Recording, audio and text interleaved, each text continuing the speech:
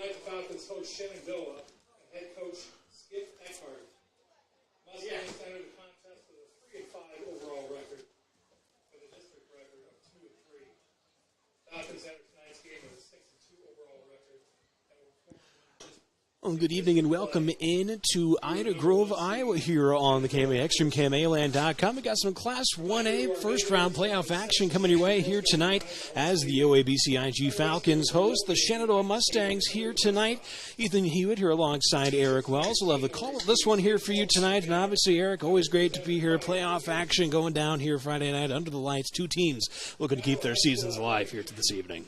Absolutely, everything changes here this week. Throw the records out the window. Both motivated teams, and both have had some success this year. Mustangs obviously come up here to OABCIG and looking to make a little noise. Certainly, obviously, OABCIG comes into tonight 6-2 on the year, and also kind of a big thing for tonight. Obviously, some injuries here these past couple of weeks for the Falcons, but a big one coming back. Quarterback Bryson Kohler, the senior here, he's going to be a big guy that this Mustangs defense is going to have to keep an eye on here this evening. Yeah, so Falcons fortunate last week in a tight district race to come up against a team that had been winless in their last district game, and still.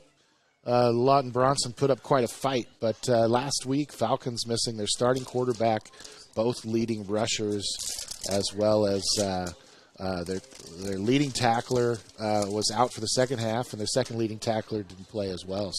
So a beat-up team trying to get healthy this week, and we'll see how they're feeling here shortly.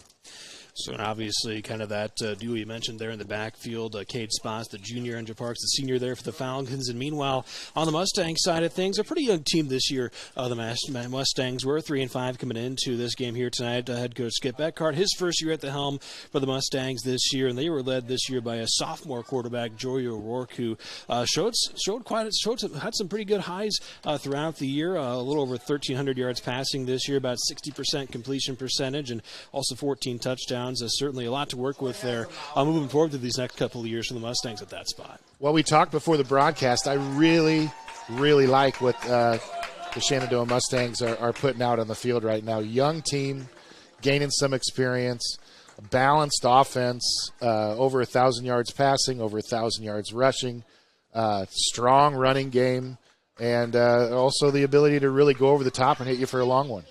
So they mentioned that running game. They've been led by a couple of running backs this year. Junior Zen McManus has kind of taken the most of that, over 800 yards this season, 8 touchdowns also at his name. But also, freshman Gabe Buttry has also been a guy for the Mustangs this year. 50 carries, a little over 300 yards, 3 touchdowns. Another guy that this Mustangs offense will probably look to try to maybe get involved a little bit here tonight. These two teams do know each other a little bit. They met last year in this same round of the playoffs. OABCIG was a 49-14 winner in that one. They've also met 7 times in the history between these two schools, and the Falcons have taken all 7 of those matchups. Also, the 7th straight playoff berth for the Falcons this year, 12 total, and also, of course, they were those state champions back in 2019 and 2020. Meanwhile, for Shenandoah, it's their 2nd straight playoff appearance, 8th in school history, and also, Eric, this is also their first consecutive playoff berth since 1987. So this is certainly, if you're Coach Eckhart, certainly seem to have this program starting to head in the right direction here. It's a big deal, a lot of young kids starting on both sides of the ball and headed in the right direction for sure.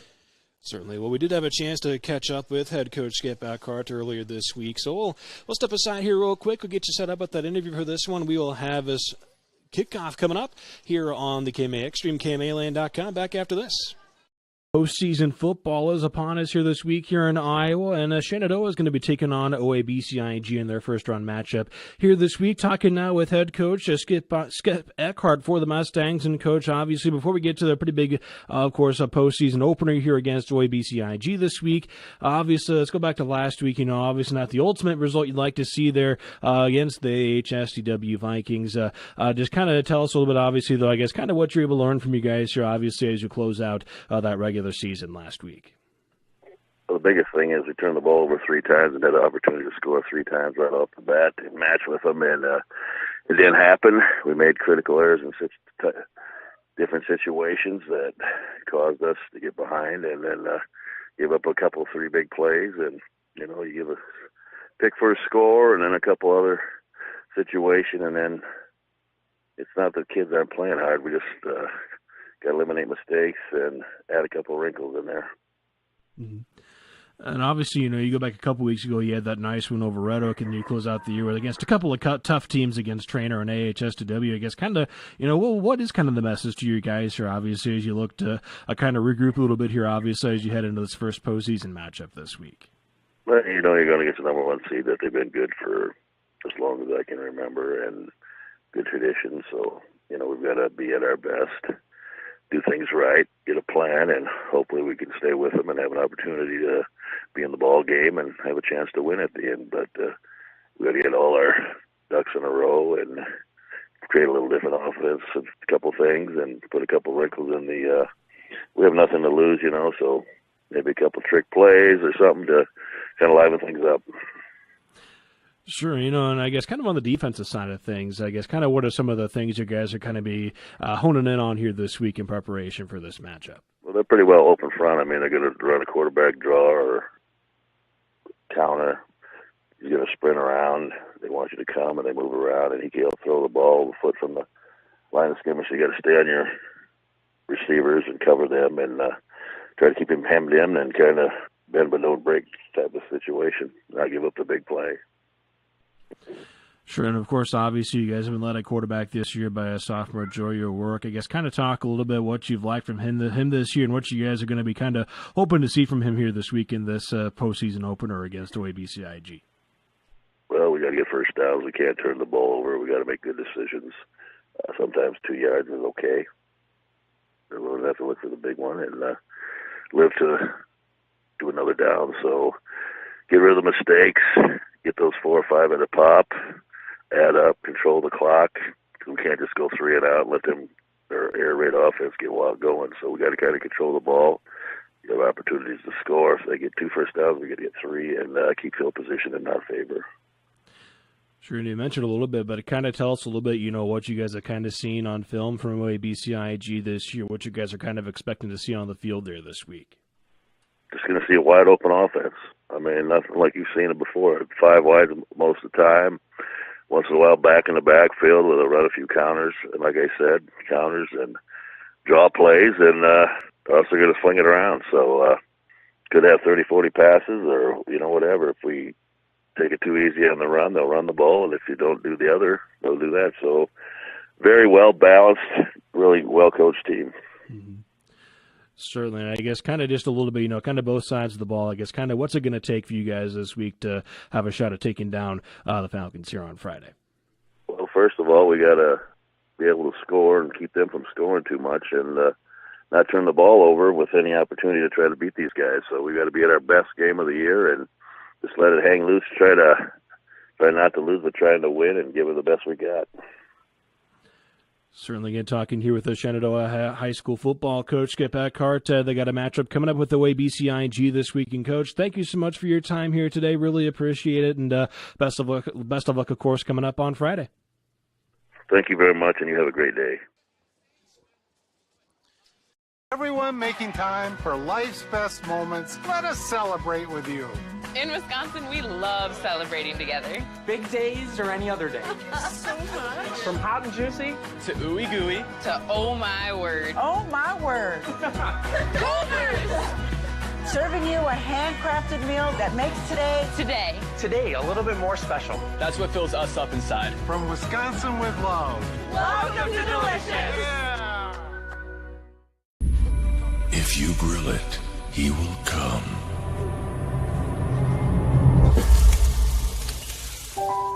Hey. Hey.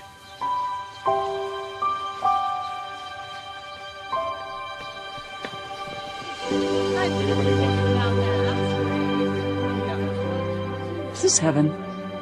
Nope. It's fairway.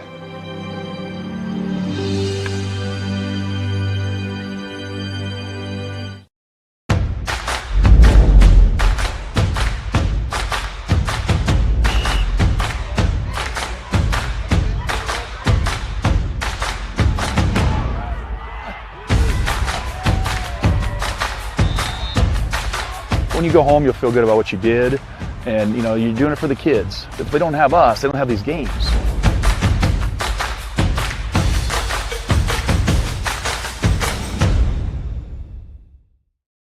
Life's buzzing with energy. From the delightfully routine, to the novel and exciting, to the truly uncharted.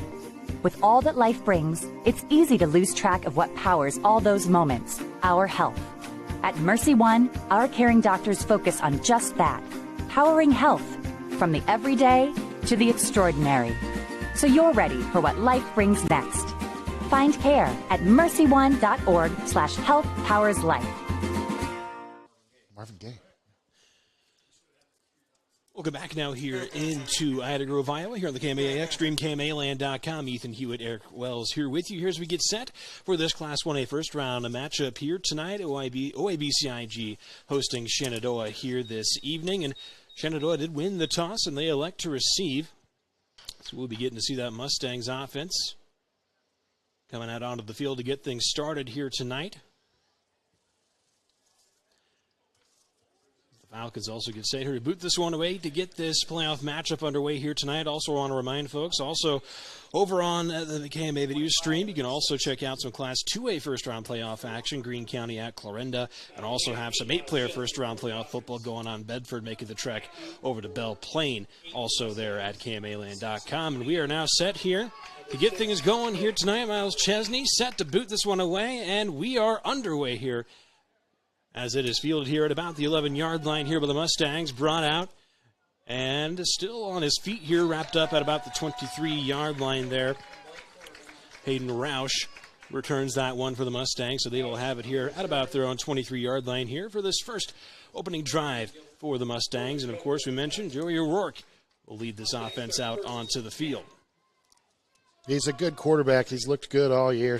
Just a sophomore. And pretty impressive what he's been able to do so far with this offense. The offense is going to run through McManus. I think as he goes tonight, the offense for Shenandoah goes. Important to get him going early. Mustangs will come out here. 5 wide here. Trips off to this near side here for O'Rourke in the backfield. 1st and 10, quick pass left side there, hooked up there with Gabe Buttrey, the freshman, looking for that edge, and he is going to be chased down there from behind. Drew Parks coming in there on that play. Senior going to bring up second at about 7 after the gain of 3. And Falcons will have to watch Buttrey all night long. He's dangerous in space. He's fast. You talk to the Falcon coaches, first thing they say, number 8's fast. And if he gets out into the open, he can do some damage. A little over 300 yards on the ground for Buttrey, also 217 through the air so far this year. They'll come out here, empty backfield once more. Here for O'Rourke in the gun. Couple of receivers to this near side. Put McManus in motion. They fake the handoff. O'Rourke trying to keep it himself, but he's going to be wrapped up there real quick by Gavin Reamer there in the backfield. Might be a loss of 1, it looks like. Going to bring up 3rd and 8 now here for the Mustangs.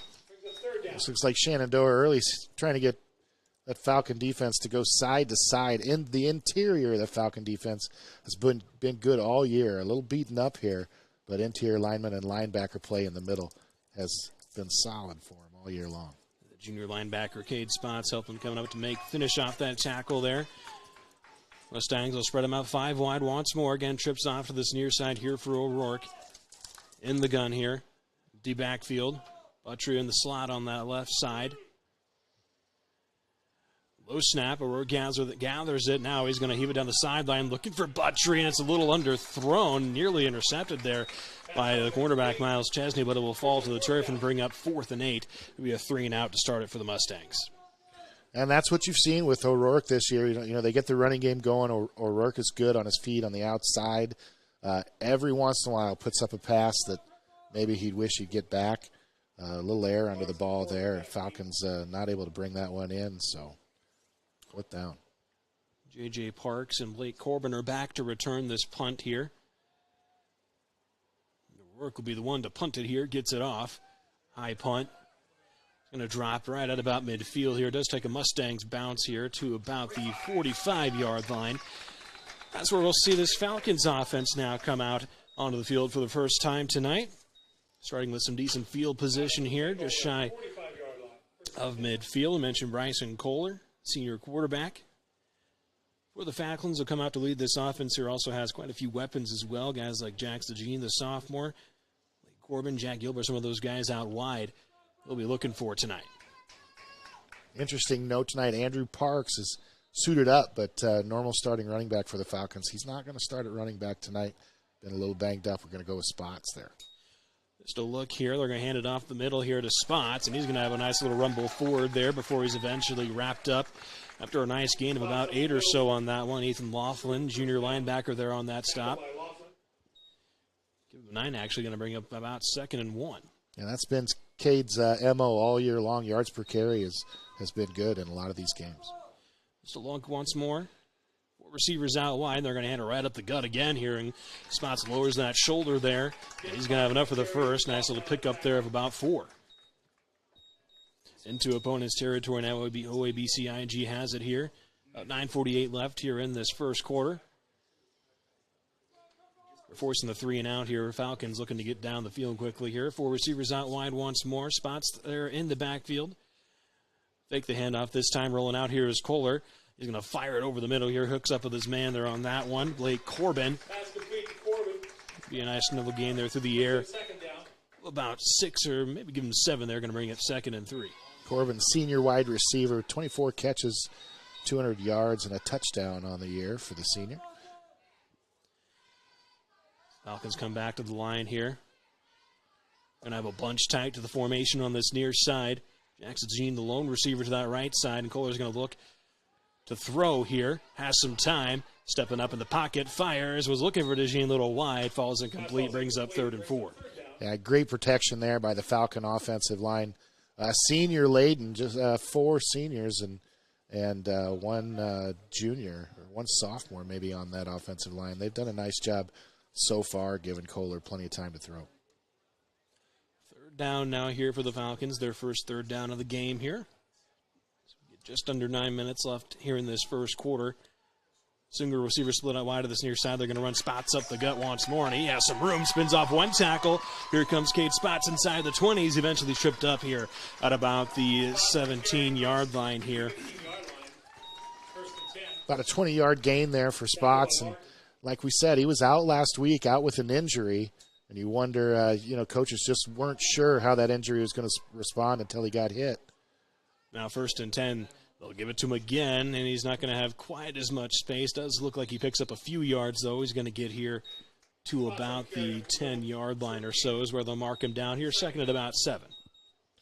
And this run game is something, Falcons have been known for kind of that high-flying 5-wide-out offense. But this year they've definitely done some damage on the ground and an improved running game from OABCIG this year. So now 2nd and about intermediate here. Single receiver to this near side. Put Corbin in motion to this near side, and they are going to give it to Spots once more. Has a big gap and into the end zone. Nearly untouched goes Cade Spots for the opening score of the night. OABCIG 6, Shenandoah 0. Big run there, about a 12-yard gain or so. And it was a couple passes complete, but all Cade Spots on that drive as the Falcons get that interior run game going early. And if anybody knows Cade, if anybody knows Cade's dad, once they get ahead of steam going in one direction, they're hard to stop. And now Kohler will look to make this a 7-point ball game here on the PAT. Kick is up, and that one is true. So OABCIG takes an early lead here with just over 8 minutes left here in this first quarter. Falcons up 7-0 over Shenandoah. Back here on the KMA Extreme after this. I love working at BVRMC because I get to help people during some of their most difficult times. My coworkers and doctors help create a great working environment where we can do our best work every day.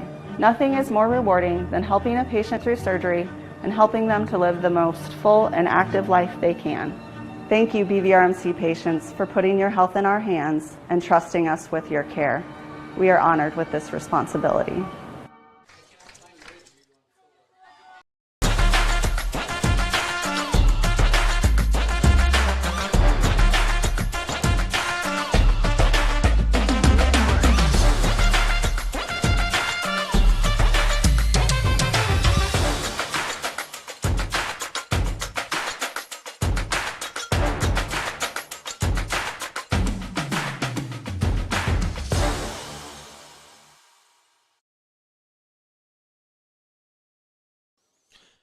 Welcome back here in Ida Grove, Iowa. Here, kickoff here is going to be fielded here at about the 14-yard line here. It's going to be brought out and eventually wrapped up there. Smith Hisler there on the return for the Mustangs. Going to be wrapped up about the shy, it looks like, of about the, actually just outside the 25-yard line here is where they're going to mark it here. It's good coverage there by the Falcons. Kind of feel like, no reason to panic here, just down 7-0. Kind of feel like Shenandoah probably needs to get McManus going here a little bit. So we'll have to see what they do here.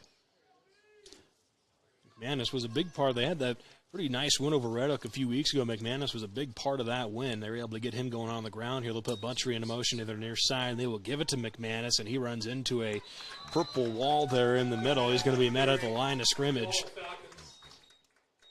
Going to bring up second at about 10 after no gain on that carry. Falcon defensive line there in the middle on the interior. John Cruz, an all-state caliber player, and Zach Balder, big body inside, and then Bodie Hansen, leading tackler, middle linebacker, along with Cade Spots. And when those guys are feeling it, they're tough to get through. Be the challenge here to try to push that defense here for the Mustangs here tonight. Now they'll split them out 4 wide here. Pistol look here for O'Rourke. McManus in the backfield behind him. He's going to look to quick throw into this near side. Hooks up with Cole Graham, his top target this year. He's going to fall forward here for a gain of about 4 or so. Going to bring up 3rd and 6.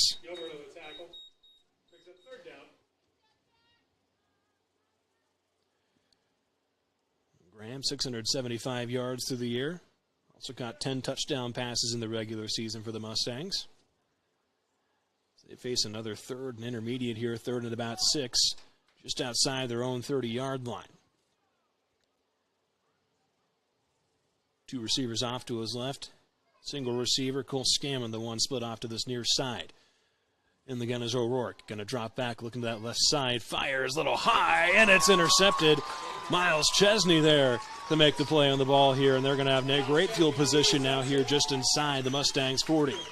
Miles Chesney, first-year senior, first year as a starter out there, kind of on an island out there. The cornerbacks are with Coach Chizik's defense, and he's come a long way this year, able to snag a few interceptions, made a big difference on that outside. So now they'll start at the Mustangs' 39-yard line there after the pass, just out of the reach of the hands there of Cole Graham, and went into the waiting arms of Chesney. And now 1st and 10 here for the Falcons in opponent's territory.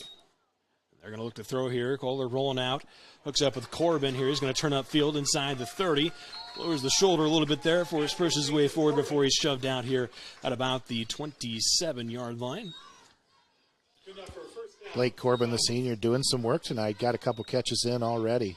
He's been at a receiver spot for the Falcons for about 3 years out there on the field, and an experienced player for them.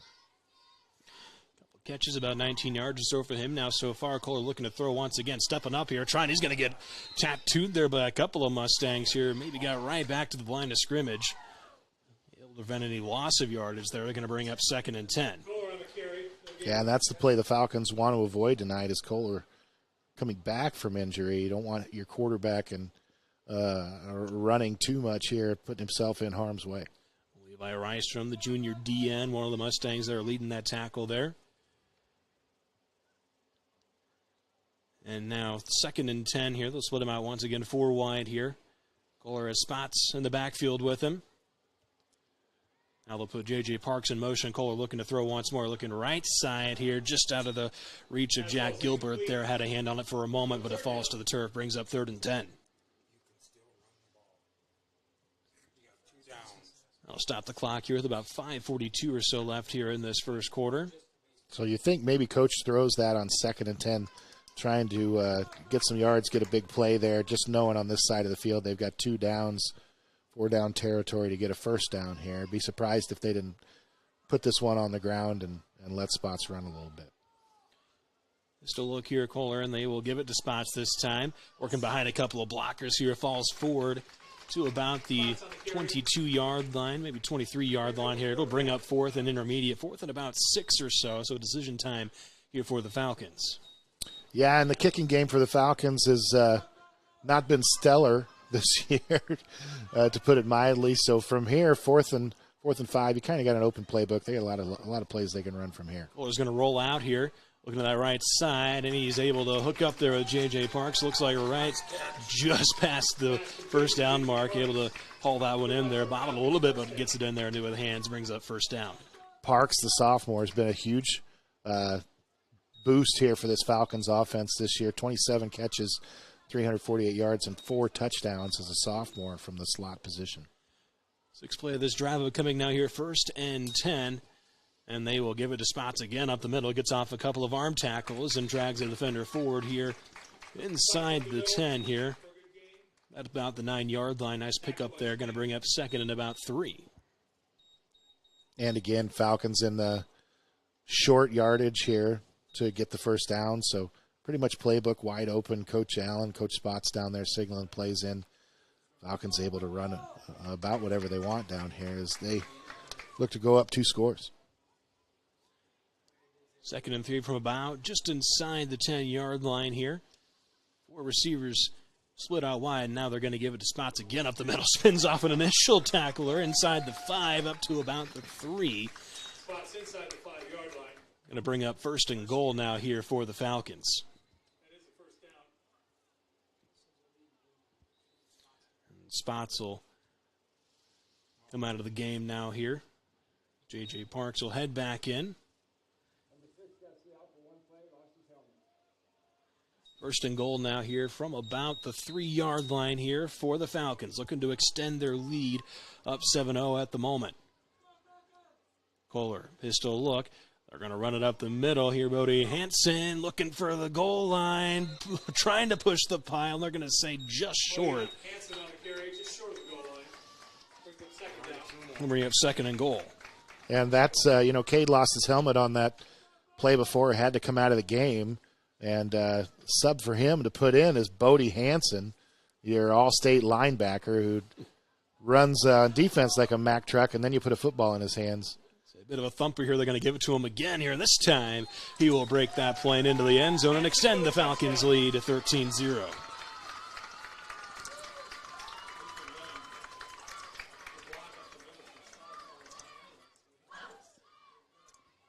.345 left here. Now the Falcons will try to tack on the extra point here.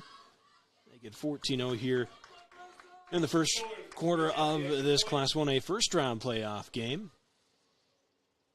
Kohler set, try to punch this one through the uprights, and he does. So 14-0, OABCIG up, jumps out here early. Back after this on the KMA Extreme.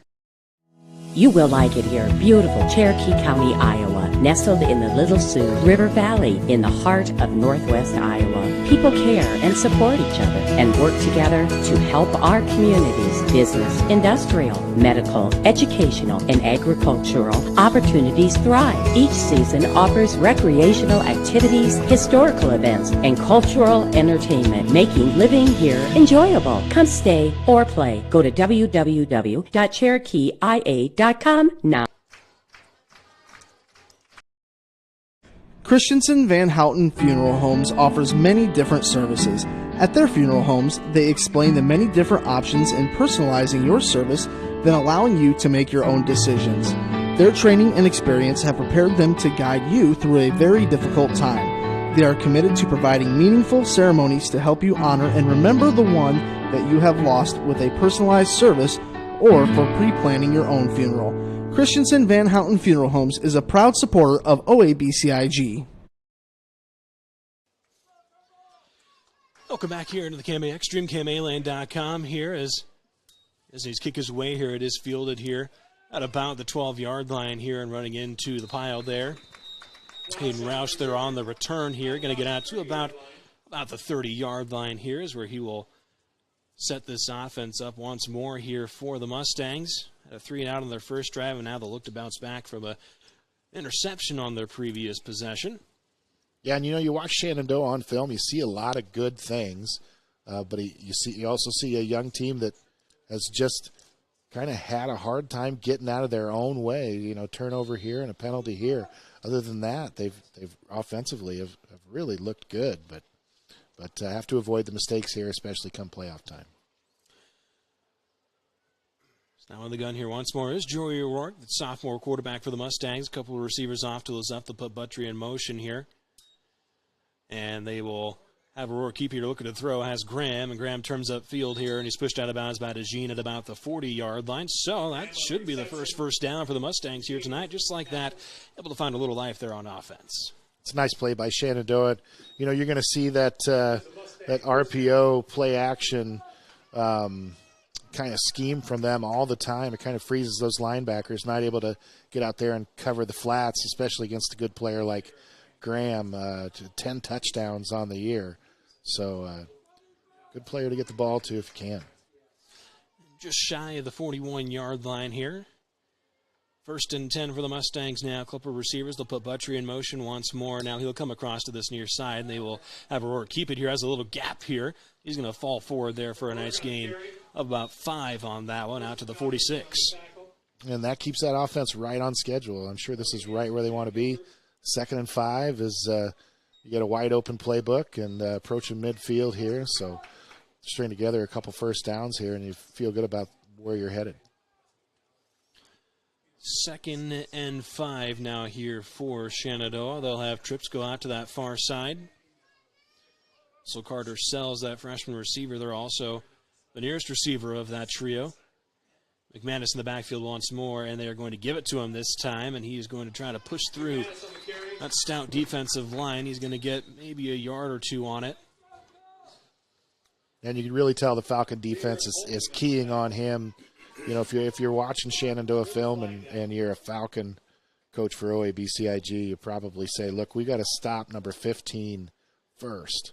So you can tell that Falcon defense really making sure when he gets the ball, they rally to that tackle and get him down on the ground. So we did have a flag come in a little late there, and they're going to get a face mask there on OABCIG here. So tack on another 15 with the personal foul. And the Mustangs now will also notably have it here in opponent's territory for the first time tonight after that penalty as well. All the way up here to about Falcons' 37-yard line here is where the Mustangs will have it.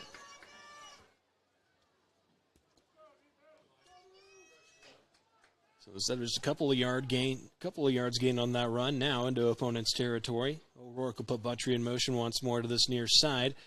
He's going to roll out here looking to throw. He'll dump it off to Buttry, trying to find that edge, and he'll be spun out of bounds there on that one. Caden Spetman there, the senior on the stop. Yeah, still get him 4 about on that one.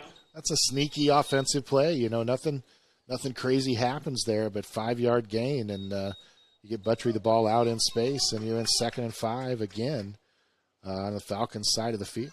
Just down 14-0. So, like we said, there's no reason to panic here. Just under 2.5 minutes left here in this first quarter. So Mustangs will try to steal a little momentum back here now. They'll put Graham in motion to this near side. And they'll give it to McManus, and he bounced off an initial tackle. Able to push the pile forward, though. Is going to get a couple there about the 30. It's going to bring up 3rd and about 3. You got to figure at this point, Coach Eckhart's thinking, 3rd and 3, 3rd and a long 3 here. You've got 2 downs to get this. It's sitting at about the 30-yard line, so you can call 2 plays here if you have to. 3rd and short now from the Falcons' 30. Mustangs will have a couple receivers split out to this near side. Cole Graham, the lone one, out to that left side. McManus in the backfield behind O'Rourke. O'Rourke's going to look to throw. And now he hooks up with Graham, was able to turn up field and get up inside just at about the 20 there. So another nice pickup there of about 10 through the air. Looked like kind of that similar type of play they had to this near side earlier in the drive. They run it to that far side, and more success there offensively for the Mustangs. Yeah, nice play there. Nice pass, almost a little jump pass there. Athletic play by O'Rourke. Get the ball on the outside, and of course Cole Graham does the rest. He'll be split out wide to this near side. Couple receivers off to the left as well here for Graham. He'll put Sells in motion, and he will give it to McManus this time up the gut here, and he is going to be stood up here after a gain of about 1. Bring up 2nd and 9 here. A couple different Falcons there and on that stop.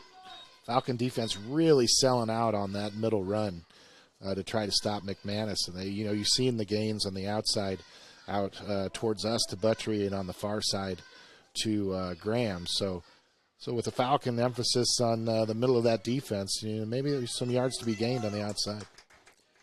Second and about 9 now for the Mustangs, just inside the 20, inside the red zone now. Within striking distance here. 2 receivers to this near side. O'Rourke in the gun. Puts Sells in motion.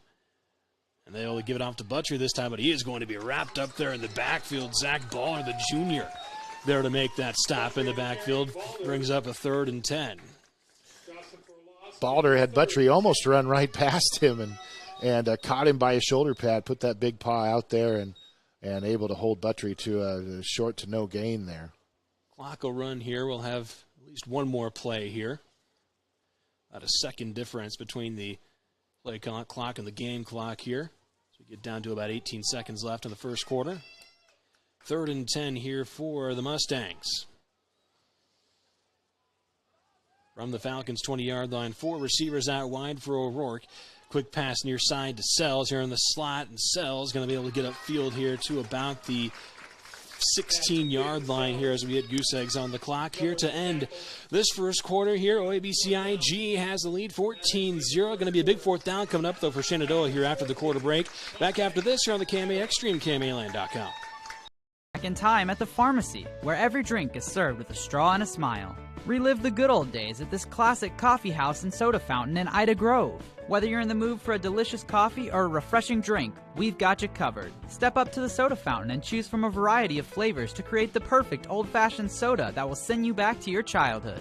Our classic atmosphere featuring antique signage makes the pharmacy the perfect place to spend time with your friends and family. So step back in time at the pharmacy in Ida Grove, where great memories are made.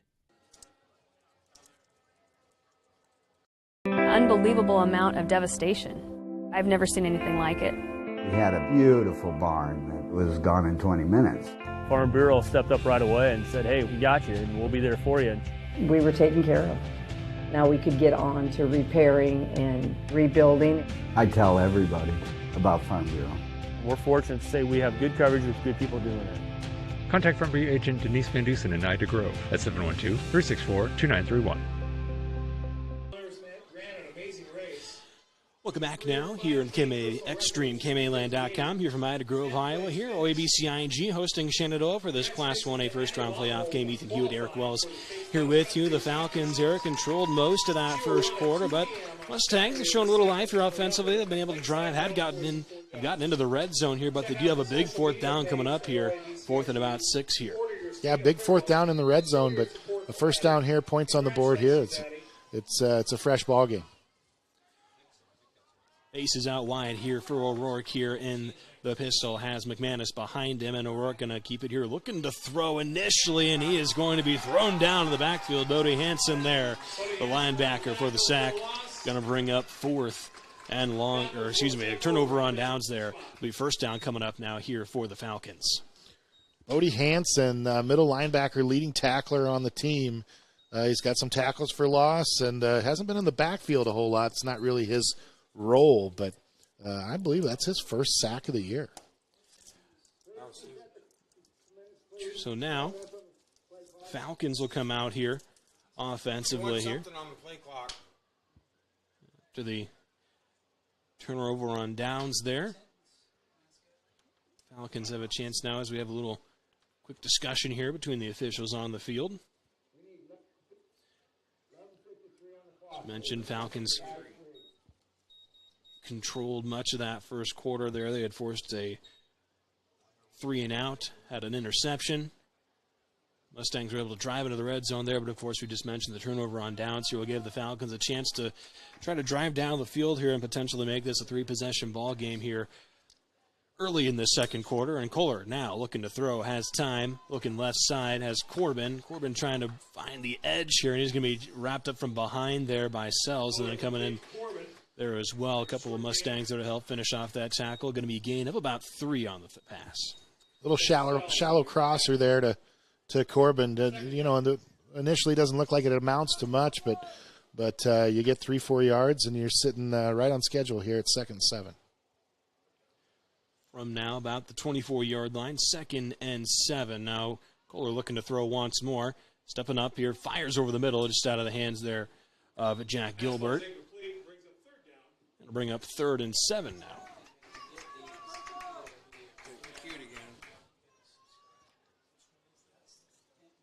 And a stop here for the Mustangs. Defense would also be pretty big here to keep this game within striking distance here early in this one. Yeah, Falcons have put the ball in the air on these first 2 downs and now behind the sticks. And it's going to be a run up the gut here. Spots trying to carry the pile, and it looks like he is going to have enough here for the first. That's going to be a nice gain there of about 8 on the ground as he drug a couple of defenders with him. Let's see where they spot actually, that. I believe it is going to be enough for the first, so a first set of downs coming up here for the Falcons. So if you don't know, high school officials really like to put footballs right on the yard lines. And sometimes that means you get a first down if you're just close enough.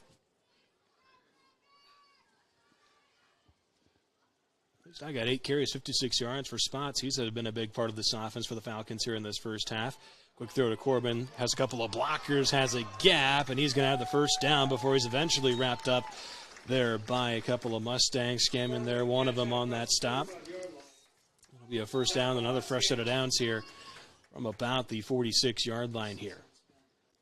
Big catch there by Corbin. He's really through the air for the Falcons tonight has really been the difference.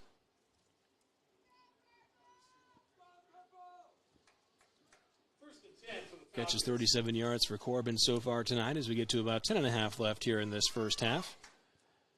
Tight bunch on that far side here for Kohler, looking to throw once more. Has a nice pocket again. This time over the middle has Jax DeJean, who turns on the speed here. He's going to get all the way up inside the 25 before he's eventually pushed out of bounds there on the far side. Trevane Thompson chasing him down from behind prevents what would have been a touchdown there for DeJean. Yeah, Jax DeJean finally gets going here tonight. You know, he's a focus for a lot of defenses. Leading or second in 1A in receptions with 49, 512 yards on the year so far. Big play there for the Falcons, and now they're going to get the Mustangs to jump, it looks like. We'll get the official word here. They will get encroachment there on the Mustangs, so instead of 1st and 10, bring up 1st and 5. Now here just inside the red zone, about the 19-yard line. Couple receivers split out wide of this near side. They'll give it to Spots again up the middle here, and he is going to be wrapped up there after a gain of about 3 or so. Yeah, defense does a nice job on Spots that time as he's been busting some big runs, able to hold him to a short gain here. Falcon offense doing what they do sometimes. They'll come out and run tempo and really keep you defense on their heels. Junior Rystrom there on the stop for the Mustangs now. 2nd and short, about 2. Kohler rolling near side. Now he's going to zip this one over here to Parks just outside the 10, and Parks will get all the way up here to about the 5-yard line here. Gain there of about 11 there, on that one. It'll bring up 1st and goal. 1st and goal for the Falcons. 1st and goal here from the 5-yard line. They'll bring that Bodie Hansen back into the backfield here, and they're going to give it to him again, and he has a gap, and he will rumble his way into the end zone and extend the Falcons' lead 20-0. Yeah, not much rumbling there. You know, Bodie's going to go through that whole – he's going to seek contact, but nice hole opened up by the Falcon offensive line. Bodie didn't get to hit anybody. I'm sure he's disappointed. 9:20 left here. Kohler now will look to punch it through the uprights once more here, looking to make it 21-0.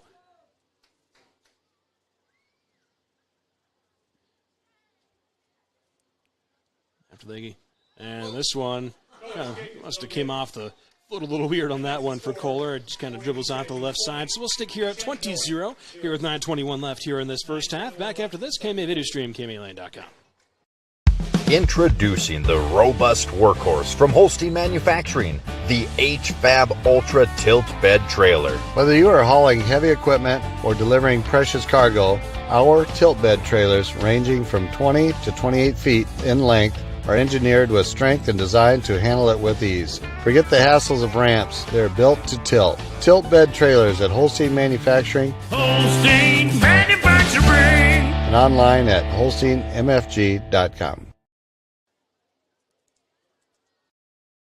Horn Memorial Hospital and Clinics, Ida Grove, Holstein, Odeboat, and Mapleton. Horn Memorial Hospital in Ida Grove is your ideal hospital, where personalized care is delivered by friendly, familiar faces you know and trust. 10 providers at 4 local clinics, as well as 11 outpatient clinics on site, allow for accessibility and convenience. Find out more about how Horn Memorial Hospital in Ida Grove and their area clinics can be your ideal hospital and your partner in health and wellness. Horn Memorial Hospital, your ideal hospital. Welcome back here into the KMA Extreme, KMAland.com here, 20-0, OABCIG up over Shenandoah here in this Class 1A first round matchup here. As the kick is away here from Chesney here, and it will be fielded here at about the 13-yard line, and Roush trying to shut off a couple of tacklers there, and he'll be forward progress, gets him to about the 25-yard line here before he shoved back a little bit. But the Mustangs offense now, after driving down the field a little bit on that last drive, sack on 4th down put an end to that possession, and now they'll look to regroup and obviously maybe kind of look at some of those things that they were able to do early on that drive. Had some nice pickups, 10, 11 yards or so. See if they can find that again here.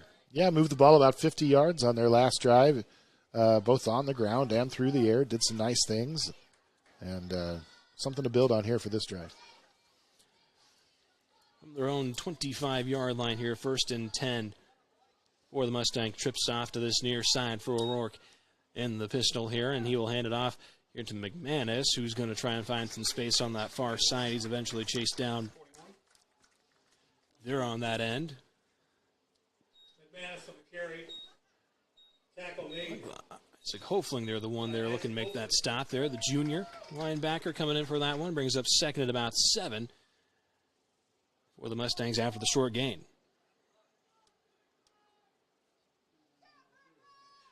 Five carries, 11 yards for McManus so far tonight. Now they'll have trips off of this near side again.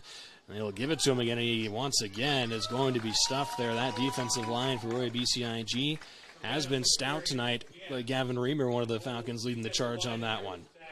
Really battle inside there for the Falcon defensive line there. They're giving fits to the offensive line of the Mustangs, and McManus is getting back to the line of scrimmage. And we know he's a good runner, strong runner, big kid, hard to take down, but there's just nothing there in the middle yet. So now another 3rd and long here, trying to avoid another 3 and out here. They'll put trips off to this near side. Buttrey there in that slot. Single receiver off to the right here for O'Rourke. Just a look once more, McManus behind him, and O'Rourke's going to roll out here near side under some duress. Just floats this one over here out of bounds.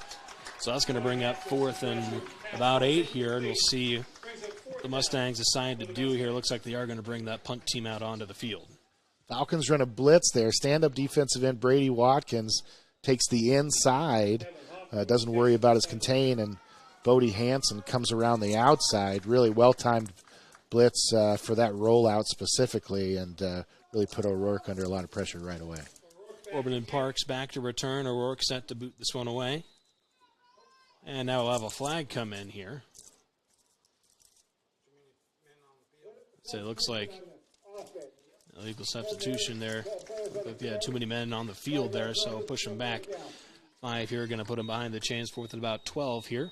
Somebody scooted off the field there, and they went right as far away from the coaches as they could. They're still walking. So now the punt here from O'Rourke. Mentioned Parks, Corbin back to return. They're standing here at about their own 43-yard line here, and O'Rourke will be at about his own 10 here, trying to get this one off. And he does get it away here. Another high punt here, short punt. It's going to drop here. Take a nice Shenandoah bounce, though, into Falcons territory, and they'll down it here at about the 46-yard line. Now the Falcons offense once again will have some decent field position to start this next drive after the 3 and out. Yeah, Falcon defense doing a good job getting the stops tonight, forcing the punts, and then enjoying the benefits of a short field here just at their own 46. And that big play through the air on that last drive, about a 30-yarder or so between Kohler and DeJean, and now we'll have another quick chat here, get the play clock set here. Another quick discussion here. They might add some time here, possibly. We'll see. So they have a conversation here on the field once more. It's been 3 drives, 3 touchdowns so far for the Falcons tonight. They've kind of had their way both on the ground and through the air. Obviously, we mentioned that big hook up there as Kohler was able to find Eugene over the middle, and he had picked up quite a bit of yak on that one to get his team in a scoring position there on that last drive. Yeah, Falcon offense fortunate to get some things going in the rushing game here tonight. I think if you talk to the coaches and the players, they still trying to figure out a few things in the passing game to get to the efficiency they're used to. Trips off to the left side for Kohler. He's going to look to that side. He's able to find Corbin once more, and he's going to be tackled out of bounds here after a gain of about 9 or so. Mr. Vane Thompson there. Force him out of bounds. Brings up second at about 1. Blake Corbin been a big target tonight for Kohler. Pickup of 9 there will bring up second and short here at about into Mustangs territory here at about the 45 as they get the signal in here from the sideline. Now is when you're sending on that deep route. You think we're going to run it? Another tight bunch here, this near side for Kohler. He's going to hand it off up the middle here. And a gain there maybe of a half yard or so. It looks like it is going to be short. Looks like Hansen there on the carry, I do believe. See, there they had to spot it right between the yard line. They hate doing that. They hate doing it. But a good spot there by the officiating crew. It's going to be 3rd and short. Except the half yard there. So as you mentioned, Eric, 3rd and short here now. See what the Falcons do here. Stack some receivers on both sides of the field here. Hansen deep there in the backfield. Quick pass here to Corbin near side, trying to find a block, and that one sails over him there on that one. So to bring up 4th and inches here. Of course, the Falcons went for it in their own territory, or in the opponent's territory earlier. They only need about a half a yard here. So they're going to keep the offense on the field. It does look like here. Long pass there for Kohler to get it all the way out to Corbin on the outside. Then you need a block by DeJean. If it's complete, probably would have got the yardage if they needed to, but difficult play to execute. Tough throw to make. So now 4th and inches. In the gun is Kohler once more. Spots now in the backfield with him. He checks back in, and he is going to shove his way forward here as he slips through the gap there. Going to be a gain there of about 4. Brings up a fresh set of downs at about the 41-yard line. Yeah, there was 0 chance that ball was going to go in the air. 4th and short there for the Falcons. They've been able to move the ball inside here tonight. So Spots has been pretty efficient. 10 carries, 63 yards so far tonight. So now 1st and 10 here with about 6.5 left here in this first half. Falcons hold it back up here quick. As Kohler gets the play into his line here now. Empty backfield for him here. Gene is that lone receiver to this near side. They'll put A.J. Parks in motion. They'll pitch it to him, trying to find the edge on the little jet sweep action there, and he's going to be shoved out of bounds here after a gain there of about 6. J.J.'s been dangerous in space all year long. Shifty, not a big player, still just a sophomore. He's hard to get your hands on him, and gets the ball out in space and just hard to get to the ground. Nice gain on 1st down. Single receiver, or 2 receivers off to that left side. Couple of tight ends in the formation. You'll give it to Spots, and Spots has a gap past the 10, the 5. Touchdown, Cade Spots. He runs it in from 35 yards out. Cade Spots right up the middle. Great big hole. Not sure he was touched. Maybe a hand here or there, but made it past the linebackers, and at that point it was just running to pay dirt. Puts the Falcons up 26-0. That's with just under 6 minutes left here. And it looks like they're going to try and go for 2 here, make it a 28-0 ball game here. Kohler in the gun. Trips off for this near side spot to the backfield. He's going to roll out here, looking for His man there in the corner hooks up with him. Jack Gilbert there to snag that one and make it 28-0 OABCIG over Shenandoah with just under 6 minutes left in this first half. We'll step aside. Back after this, KMA Video Stream, KMAland.com. Ida Bowl. Fun and fantastic food in one location.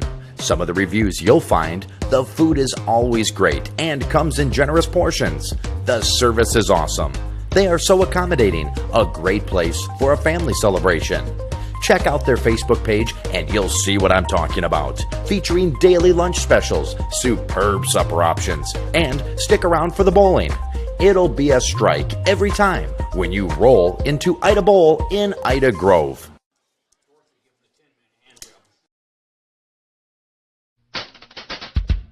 The Hoffman Agency in Ida Grove wants to wish the OABCIG Falcons good luck. They know that whether it's athletics or academics, the OABCIG students work hard. The Hoffman Agency in Ida Grove offers old-fashioned customer service combined with today's technology to provide the high-quality, professional, personal, and commercial services that you deserve. The Hoffman Agency in Ida Grove, a proud supporter of the OABCIG schools. Welcome back to the KMA Extreme, KMAland.com. Ensuing kickoff after the scoring drive from the Falcons here is going to be fielded about the 10, brought out here just past the 25, out to about the 27-yard line here. Adrian Thompson there on the return for the Mustangs here, and now at the 27 is where the Mustangs offense will once again try to march their way down the field a little bit here against this Falcons defense. That has been stout, particularly, obviously, that front seven for the Falcons has done their job so far tonight, Eric. They've done a nice job tonight for sure. And, you know, it's tough if you're Shenandoah here, you know, you don't want to be afraid to put the ball in the air, and I don't think they will be. But you want to take some time off the clock, keep that ball out of the hands of the Falcon offense. So we'll see what they decide to do here. So now 1st and 10 for the Mustangs here. Put Buttrey in motion to that far side. And O'Rourke looking to throw. And a little off target here was looking for Cole Graham in space on this near side. There's also good defense there. Mike Chesney was probably going to be there to try to make a play on Graham if he did haul that one in. Brings up 2nd and 10. It's a good play call, though. You get the ball out to Graham, one of your best receivers, one of your best players, and he's got one guy to beat. It's not a bad scheme to get the ball on the outside and let your player make a play. That's where they've had some success here tonight. A couple drives ago, getting Graham and Buttrey in some space out wide. 4 receivers out wide now here for O'Rourke. And he's going to hand it off to McManus, who bounces it outside here. He's going to get up to about the 29, so a gain of a couple there on that one. But spots there to put an end to that one after a gain of a couple brings up 3rd and long. And Falcon linebackers back 5 yards off the ball on that, trying to keep everything in front of him. Cade spots, you know, I heard a coach one time say a linebacker gets to shuffle twice, and then you got to get downhill. That's exactly what Cade did there. Went ahead, analyzed the play, 2 shuffles, went downhill, nice tackle. Clock trickles down. You're a little under 5:20 left now here in this first half.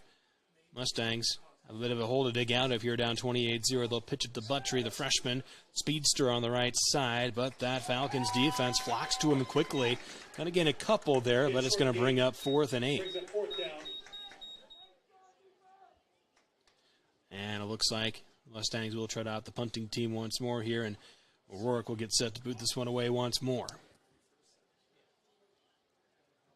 It's a tough call as a coach, you know, down 28-0 here, middle to late second quarter. You obviously never want to wave the white flag, so you want to keep going out there and fighting, but sometimes you can put yourselves in tricky situations. Now Shenandoah's got to punt that ball back to OABCIG.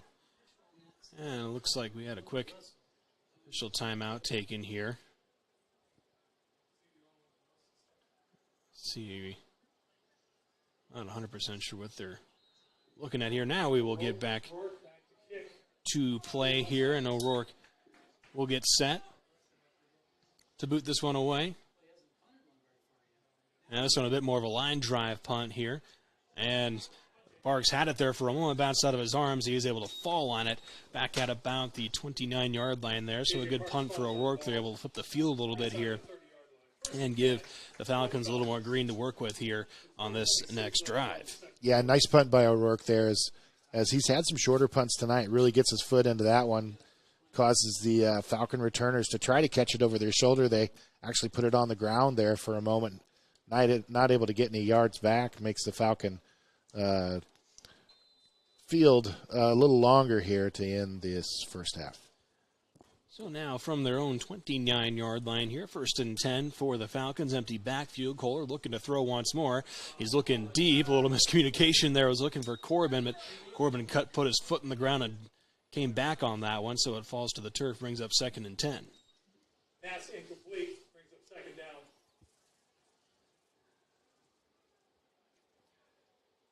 So 2nd and 10 now here from about their own 29-yard line here so far. It's been 4 drives, 4 touchdowns in this first half for the Falcons.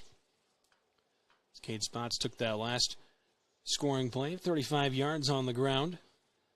Now they'll have trips off to this near side. Empty backfield once again for Kohler. Now he's going to look back to his left here. The ball maybe came out there for a moment from the hands of Jack Gilbert, but he's able to fall on it. There is a flag that comes in as well. It would be a gain of about 5 or so. Is going to bring up 3rd and 5. That flag came in from the defensive backfield here, so we'll see what the official ruling is here. For a brief discussion with the officials. Would be, as we mentioned, 3rd and about 5 there after the completion from Kohler to Gilbert.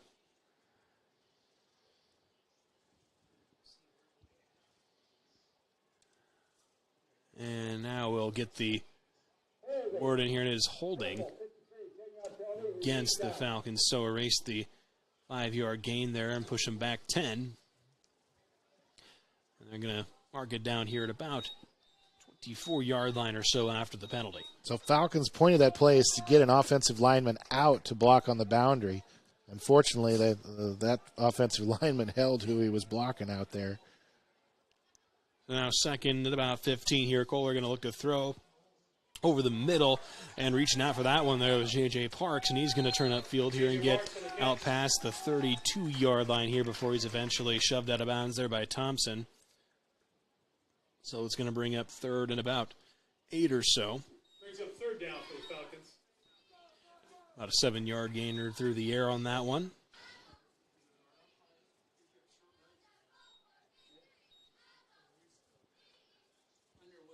As we get to about 3:51 here in this first half left. Here, Kohler going to look to roll out here. Left side has Corbin there wide open there for the first down. Little stutter step there as he goes forward there for a couple more yards after the catch. Going to bring up a fresh set of downs here at about the 42.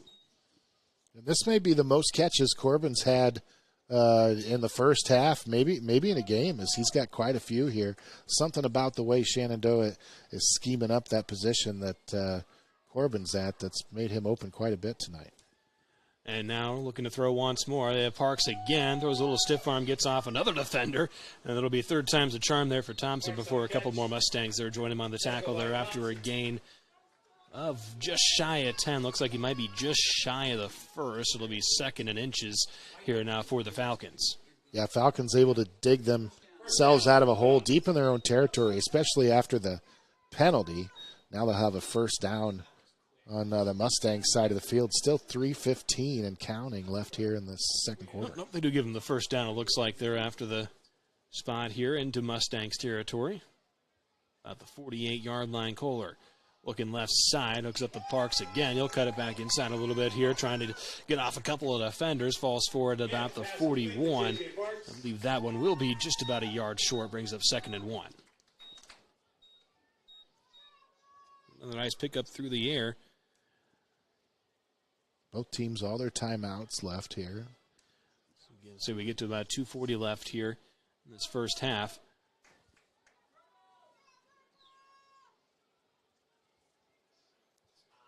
About 37 yards. This time they're going to give it to this time Odie Hansen. This time he's showing off the speed a little bit there, getting through the gap and dragging the defender with him here all the way down to about the 16-yard line there. So nice gain there of about 23 on the ground there for Hansen. Odie Hansen pulling the plow there a little bit. Had somebody on his jersey. Took him for a little bit of a ride. Nice gain by Bodie. Nice surprise to have him in the backfield tonight to spell Cade Spots a little bit. 4 carries, 28 yards. Now, of course, had a couple of short carries for scores. Now Kohler, little read option, keeping it to himself here, and got through a gap here and slides down at about the 7-yard line. So a nice gain there of about 9 on the ground there for Kohler. It's smart move by Bryson to slide down. That's not in his DNA. So he's taken some instruction and some coaching this week and got himself down, not take a big hit. So a yard to gain here for the first, and about 6 more to go to the goal line here now.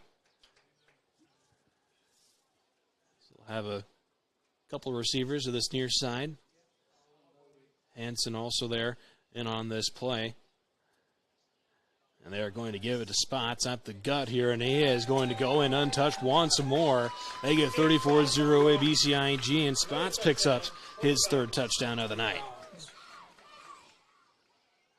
You just wondered on film, as improved and positive as the Shenandoah Mustangs season has been, you wondered about that defensive line, a little outsized there with an experienced offensive line from OABCIG. Really, four out of the 5 guys are seniors and had a lot of snaps. That's starting to show a little bit here in this first half. So now the snap there got a little low there. Now Kohler's just going to try to throw it into the end zone here, and that one, I do believe, was actually picked off there by Trevane Thompson. So now it'll stay here at a 34-0 score here. So now a little mishap there on the last couple of BATs for OABCIG, but nonetheless they lead 34-0 here with 1:25 left here in this first half. We'll step aside, back after this. KMA Extreme, KMAland.com. Who exactly are the Ida County Cattlemen? Right. It's those guys and gals grilling juicy burgers and unbelievable steaks at local events. But that's just the beginning. The Ida County Cattlemen are a group dedicated to promoting the cattle industry, working on regulatory solutions, expanding education, and supporting the local kids and communities. Beef, it's what's for breakfast, lunch, and dinner. Thank you for supporting the Ida County Cattlemen, proud sponsors of this broadcast.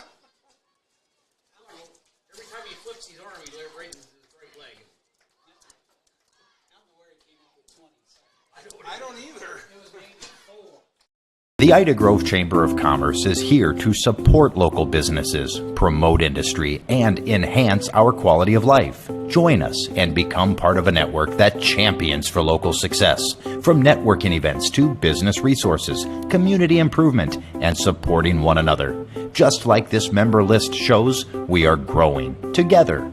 Please check out our Facebook page and you'll see for yourself. The Ida Grove Chamber of Commerce, promoting, developing, growing. 34-0 the lead here. OABCIG up over Shenandoah here in this Class 1A first-round playoff game here. Ensuing kickoff there. Buntry fielded it, brought it out about 10 yards or so here to about the 29-yard line. Here is where this Mustangs offense now will try to find a little of a groove here. Of course, a couple of 3-and-outs on these last drives. Have to punt it away here, but we've seen some success. They had some work there on the outside, had some passes working there with Cole Graham, and Buttry, the freshman, of course, is a bit of a speedster, so he's a guy maybe that Coach Eckhart will look to try to get some space here late in this first half, only 1:19 left here in the second quarter. Buttry will be there in that slot on that far side. Thompson also working his way out to this near side along with Graham. 4 receivers out wide, and now we'll have a flag come in, I believe, to delay a game. As the play clock ticked down there. No, they're actually going to say timeout taken there by Coach Eckhart. He got that in there before the play clock hit 0 here. So that's the first timeout for them here tonight. First timeout between both teams taking here. So as they take a quick break, we'll take one as well. Back after this on the KMA Extreme. Ida Grove Homes has been in business here since 1992. We sell modular and manufactured homes. We work with 2 different companies, Schultz and North Star System Built. You can customize what we have, or you can even bring in a plan of your own and they can modify it to make it work for you. But a walkthrough is really the best way to see what these homes are like. Currently we have 7 homes here, 3 North Star, 4 Schultz. Check out your new dream home at Ida Grove Homes and online at idagrovehomes.com. Ignite is a creative and flexible learning opportunity of the Shenandoah Community School District. Through Ignite, students and families can perfectly tailor an educational system that matches their own individual needs. So you might be wondering, who's Ignite for? My name is Caitlin Widger and I am a hybrid student with Ignite. I'm Camden Vesley and I'm an Ignite student. I am Alex Frazee and I am a hybrid student that has the opportunity to take Ignite courses. Ignite is flexible, accessible, and inclusive of all students K through 12. So the only question is Ignite right for you? And welcome back here into the KMA video stream at KMAland.com here.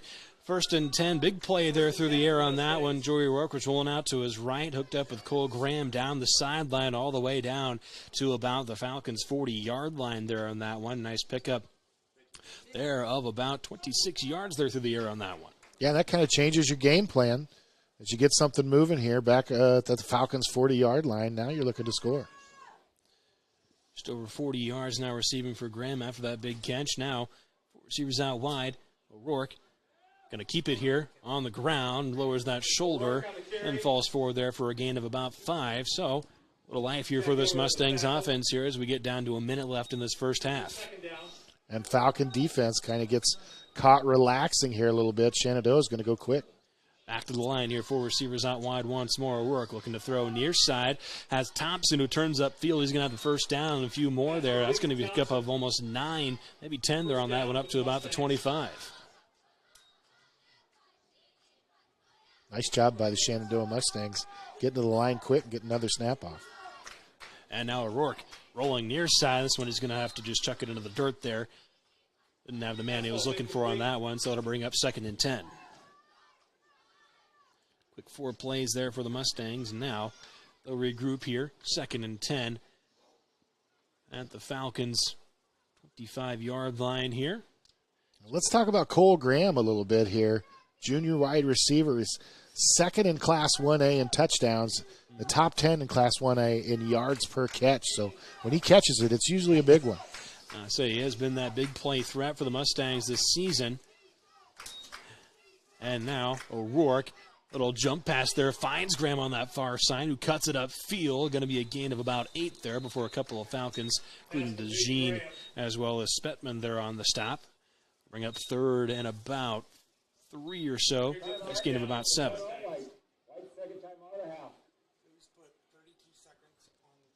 And the clock stops here. Just under 30 seconds left here in this first half. Timeout taken again here by the Mustangs. And Eric, you know, if you're Coach Eckhart here, 3rd and short here on this one. Still got 27 seconds here, so obviously you got a couple of plays here to work with here before halftime. Yeah, and one timeout left. They're going to have 29. We've added some time back to this clock a few times tonight as the officials down, and kudos to them, have been sticklers with that. 29.6, one timeout, and, you're at the 18-yard line. So you don't have to score on this play. You don't have to score on the next play. You can get a first down. You could use a timeout. You can get out of bounds. So Shenandoah still with plenty of time here to do what they want, get on the board here before halftime, be a big boost for them going into the break. 5 catches, 55 yards for Graham now on the night. 3rd and about 3 upcoming here from the 18-yard line here for the Mustangs. Just under 30 seconds left in the half. Mustangs trying to find their first score of the night. O'Rourke rolling right. And he's going to have to try to run for it here, and he's going to get back to looks like he's going to lose a yard, actually. A couple of yards, going to bring up 4th and about 7 now here after losing a few. Yeah, nothing there for O'Rourke on the had good protection there on the outside momentarily. Nobody to get the ball to. Smart play by the quarterback. Gets out of bounds, stops the clock. They don't have to use the timeout, but it is 4th and 7. That'll be with about just under 25 seconds left now. as the Mustangs get the play in here. O'Rourke over there talking with the coaches. This play clock's under 10. Let's see what they're going to take a timeout here, I think. So it looks like they'll let this run out here. Have to take the timeout here. Talk some things over here before this fourth down play.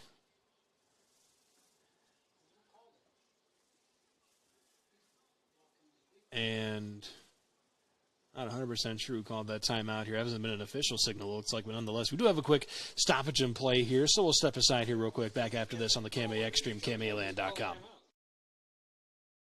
What do most big box stores have that Jim's TV and Appliance in Odebolt doesn't? Well, pretty much nothing.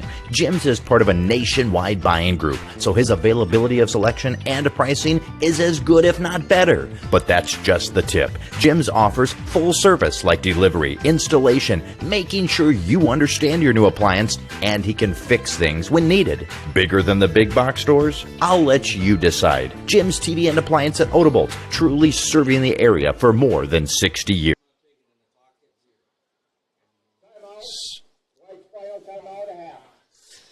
And so coming out of the break here, we do have a timeout taken officially here. Did also have a illegal substitution, I believe they said there, against OABCIG. So instead of 4th and 8, it'll be about 4th and 2 upcoming here. So a little bit more manageable field position here for the Mustangs. Try to keep this drive going here. We'll have about 24 seconds left here in this first half. They can get those couple of yards, trying to find pay dirt for the first time tonight. Down 34-0 here at the moment as the Mustangs trap back out onto the field here. It'll be the 7th play of their drive coming here, coming all the way from about their own 34-yard line on this drive.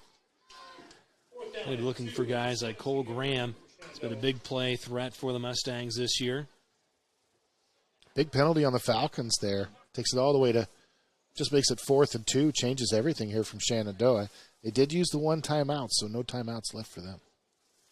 All 3 left for the Falcons at the moment. Now O'Rourke, just a look here, McManus in the backfield with him. A couple receivers split out to this near side.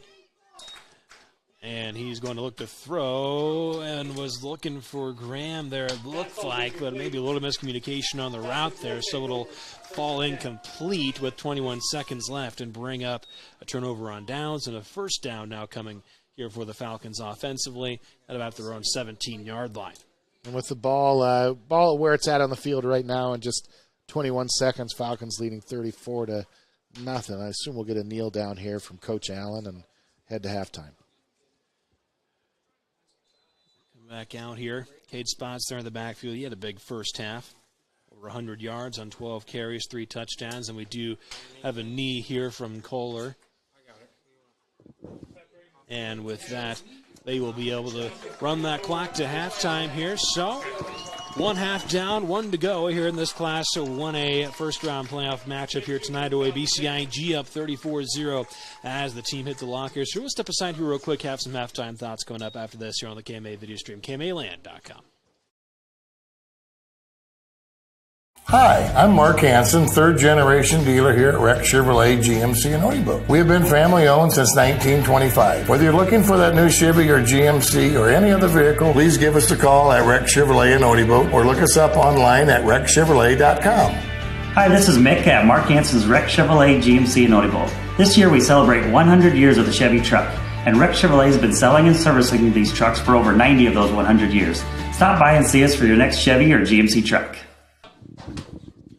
And welcome back now here to the KMA video stream, KMAland.com. Here, halftime here of this Class 1A playoff matchup here between OABCIG and Shenandoah. Ethan Hewitt, Eric Wells here with you here. And Eric, obviously, it was all Falcons throughout a lot of that first half, really kind of doing what they wanted to on their own offense. A nice blend there between the run and the pass game. Cade Spots able to pretty big first half, efficient as well, 12 carries over 100 yards. He had 3 touchdowns as well there in that first half.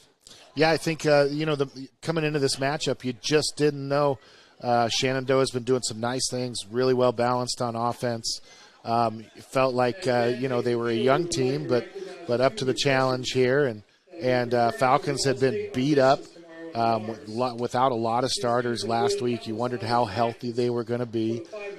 They've been able to come out here tonight and do what they're coached to do and execute, a few bobbles here and there and some things they'd like to do better. But really, Falcon offense, has for several years, been known as being prolific, putting up yards, putting up points. And fortunately, with coming off all those injuries, they were able to do that so far in the first half. So at least based off my chicken scratch up here so far, about 115 yards or so through the air so far tonight from Kohler, hooking up with at least 3 different receivers so far tonight. We mentioned that ground game of the spots. He's over 100 yards. Also had about 28 or so on 4 carries there from Bodie Hansen as well. And it was 5 drives, 5 touchdowns, and, of course, they have that last play there at the end of the half there with the kneel down. So it has been all Falcons so far tonight here in this one. Meanwhile, the Mustangs are going to be looking to try to find a little life there in that second half. Cole Graham, though, the bright spot, had a big play there low at the end of that first half, and really they were driving. Looked like maybe they had a chance to score there late in that first half, but the unfortunate maybe a little miscommunication there on that 4th down attempt. So we'll see maybe how they try to get Cole Graham, continue to get him involved in the passing game there in that second half. Yeah, and you see that with young teams a lot, the ability to move the ball between the 30-yard lines back and forth in the middle of the field. And then just that experience when the field gets condensed and gets shorter, is something you just get as you play more football. But really, Shenandoah had some things to build on, did some nice things. The players they were looking to execute for him have really done that tonight. I think if you asked McManus if he wanted the ball some more and wanted to get some more yards, he'd be right at the front of the line ready to do it. So look for that a little bit more in the second half. But first-round playoff game, and every Friday night is different, and you just never know what's going to happen until you get to game time. So we'll enjoy a little halftime entertainment here now. 34-0, OABCIG up 34-0 over here over Shenandoah. We're going to step aside here real quick, but we will have the second half coming up here after this on the KMAX stream at KMAland.com.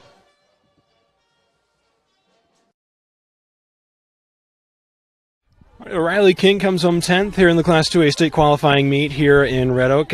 Riley, obviously a pretty tough course out there. Just kind of take us through your race. What'd you like from your performance here today? So basically, I just started off really strong, and I tried to get a good place in the beginning so I didn't have to work as hard to catch up. And then kind of made it through consistently. And once I got to the 3rd mile, I just kept running because by then everything was just moving, and it was really a lot, but I made it through and I pushed really hard, and I had a lot of people that came to support me and my team, and I'm really blessed with that. So that's how the race went. It was a lot of grit. So obviously it's a pretty hilly course here in Red Oak. Pretty windy day also here today. I guess kind of how'd you kind of navigate some of those challenges here today? Well, when I felt like I was about to collapse, I just took a second and I said, God, give me strength, and he gave me the strength I needed. So that's the only way I finished the way I did. It was because I had a good God with me. Certainly, obviously, moving on to Fort Dodge now here, I guess what are kind of the goals, kind of the aspirations I was heading up there to that state meet? I would like to represent my school because they've taken a good care of me, and I have a lot of good people that have helped me with this sport, so I got to represent. Congrats on the finish here today. Thanks. All right, well, Shenandoah's Haley Egbert qualifies for state here today at the Class 2A state qualifier meet here today in Red Oak. And Haley, just kind of start us off. You finished 18th to get in one of those last 2 individual spots qualifying for state. Just kind of walk us through your race today. What would you see out there? How do you feel you did there on the course today? I felt I gave it my best. I tried really hard to push through the first mile and try and get out pretty fast and just try and get a good position. And then I just tried to use the downhills on the 2nd mile to my advantage. Just really tried to push up the uphills because this course is really tough. So I just tried to do my best. And the 3rd mile, I just tried to finish strong, give it all I got, and just cover some ground. You mentioned the hills. Obviously, it's a pretty hilly course over here. How do you go about kind of managing those throughout the race? You just don't want to go out too fast, and you just really want to use your arms to get up the hills. And there's a lot of hills on this course. You just want to be mentally strong and just push through them. Obviously, you move on to state here, up to Fort Dodge here coming up. I guess kind of your thoughts and maybe goals and aspirations there for you up at state this year. I just really just want to have fun. This is my last year. So senior year, getting to go to state again is just really exciting, and I'm just really excited for this opportunity.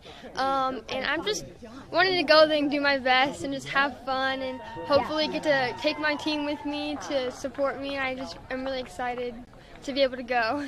So kind of talk about that team. How big has that been to have some girls that are pushing you here this year? It's been so much fun having the team, just having a team, because last year we didn't have enough to score as a team. So this year, it's just a lot of fun. We're all super close. We just work really well during practice, and we push each other, and it's just really great having a good group of girls. Well, congrats on the race here today. Thank you. Red Oak Lunder's Kyle Wagoner comes home first today here in the Class 2A state qualifying meet here in Red Oak. And Kyle, obviously, it's a pretty hilly course out there. It's a little windy at times. Just kind of take us through that race. What'd you like from your performance here today? Yeah, we ran here at the Red Oak meet earlier this season, and so just having a little knowledge about where the hills are during the race was really nice too. You just got to push up the hills and float down the hills. Make sure you're saving your energy. Sure. You mentioned those hills of the wind. How does that kind of factor into that, kind of fighting that wind a little bit out here also on this course? I didn't really notice the wind as much today. It was mainly those hills that kind of sucked it out of you at times, but just keep pushing through it, knowing you're almost done, and keep fighting through it. Sure, and obviously you come home first today. How big is this? Obviously you've had a pretty strong season here. Obviously you get to state. How big of a confidence booster is that for you here to be able to qualify for state here today? Yeah, just getting first really shows me that what I can do at state, going into it, knowing I am up there in the field and I'm hoping I can show everybody what I'm made of. I say, any goals, aspirations they're up there up at Fort Dodge here this year? Get number 1. Congrats on the race here today. All right, Red Oak's got a couple of state qualifiers headed up to Fort Dodge here from this Class 2A state qualifying meet here today. Emmanuel Grass and Hayden Heatbrink. And Emmanuel, I'll start with you here. Just kind of take us through that race. How was that course here for you today? Hardest race of my life, I'm not going to lie. I've never had a harder race than that. I think I got food poisoning today. That was horrible, but I was happy I at least finished. In the last mile, I thought I was going to pass out, but I just kept pushing. I had the motivation to qualify, and I'm happy I did it. I don't know if it was worth it because, that was so much pain, but I think it'll be worth it at the end of the day, and I'm happy to be back. And I'm proud of him for keep working. He's been working with me for a year and a half, every morning, every night. It's been a journey, man. To kind of talk about, obviously kind of that grit they're pushing through. What did it take there to get through that last mile or so? So much thoughts. Family, God, everything. It was insane. And obviously you're a freshman here qualifying for state here today. Kind of take us through that race there. How'd you feel out there on the course today? Well, my goal at first was to not get tired by the first mile. When I got to the first mile, I was feeling a little bit tired, but not as tired as I thought. And then once at the end, I thought I was going to pass out, I'm being honest. And once I crossed that finish line, I just dropped. I probably only took 1 or 2 steps and I just dropped. But other than that, I thought I had a really good race, and I've been working for this forever, with him for what he just said for about a year. And every time before I went to bed, I always prayed for this. So I'm kind of happy this dream came true because in deep bottom of my heart, I thought it's not going to happen. So, kind of talk about that. I know you guys have been racing a lot with each other, working towards this. What's it been like to be able to run with Emmanuel and compete with him, and obviously qualify for state with him here today? I think all the hard work we put in, summer, winter, not winter, fall. Winter too. Yeah. I think it paid off. Me and him been training hard as we could for this, and I'm glad it happened. Obviously on your home course here today, obviously pretty challenging course, a lot of hills here. Kind of how big was that of an advantage for you guys to be on your home course, kind of have some familiarity with that? I'd say it was an advantage at first. We were more confident in going somewhere 2 hours away, so that helped too. But this has to be the hardest course in Iowa, one of the hardest courses at least. I don't know any other harder course than this. Every single course we ran at is so much easier than this. I have no idea why they picked this course, but hey, we did it. We're happy we made it, and you'll see us at Fort Dodge, that's for sure. I say headed to Fort Dodge. Just kind of talk a little bit goals, aspirations for both of you here coming up at Fort Dodge. Well, obviously I want a medal. I was ranked 15th in the state, and I want to live up to that. I'm going to try to get my nutrition down. I don't know what I ate, but I'm going to try to see the best. What I ate. I've never felt like that in a race. I never want to feel like that in a race. It's a lesson learned, and I'm going to learn from that lesson, definitely, and I want to perform, definitely. So same question to you, Hayden. Any goals, aspirations headed up to Fort Dodge this year? I'm going to try to, go to bed early, try to hit core before every time when I go to bed, try to eat some healthy foods like salads, good spaghetti, and try to drink water, milk, chocolate milk, and liquid IV water. Try to get that stuff in. Awesome. Best of luck in Fort Dodge, guys. Congrats on the race today. Perfect. Thank you. All right, Jess Hannafin, thrilling win tonight in 5 against Van Meter. They come out, they throw that first, punch at you. You win the next 2. They win. I mean, obviously you were there, but just what was the change? Maybe was there something mentally? Was there some sort of spark that you said after that first set to get them going again? Definitely something mentally, and it has been a thing all season where we have started slow the first set. And I don't know if it's just we need to settle in kind of thing, which is what I think it was tonight. I think we just knew it was a big moment, a big game. We were super ready, super excited, super confident also, but we just seem to start that way when we're in, when we start off games. And I think just being in this moment was a lot, and you could tell that we were tense, and then as soon as we settled in, I can just tell with them, as soon as they settle in, I'm like, okay, we're good. Yeah. And then I can tell that we're going to take off from there, which we did, but also they did a great job of fighting back. That was so much fun. Yeah. And to go to 5 is crazy and stressful. Yeah, the good news is after set 1, you gotta beat them. You have to win 3 times in volleyball, so that's good. What did you see from, let's say, Miley stepping up in the 3rd? I think Addie in the 2nd. Jersey was hitting like crazy in the 5th. I mean, you just had different people stepping up, and that's kind of what you've been doing all year, I guess. Yeah, we have 5 girls that can score for us at all times, and we have a very broad offense, and they can all do a lot of great things, and they're all good at different things. Jersey in the 5th set, we kind of knew she's always the fiery one that's super confident, and so we knew we were going to feed her the ball, and she was going to put it away. She probably has the most power on her team.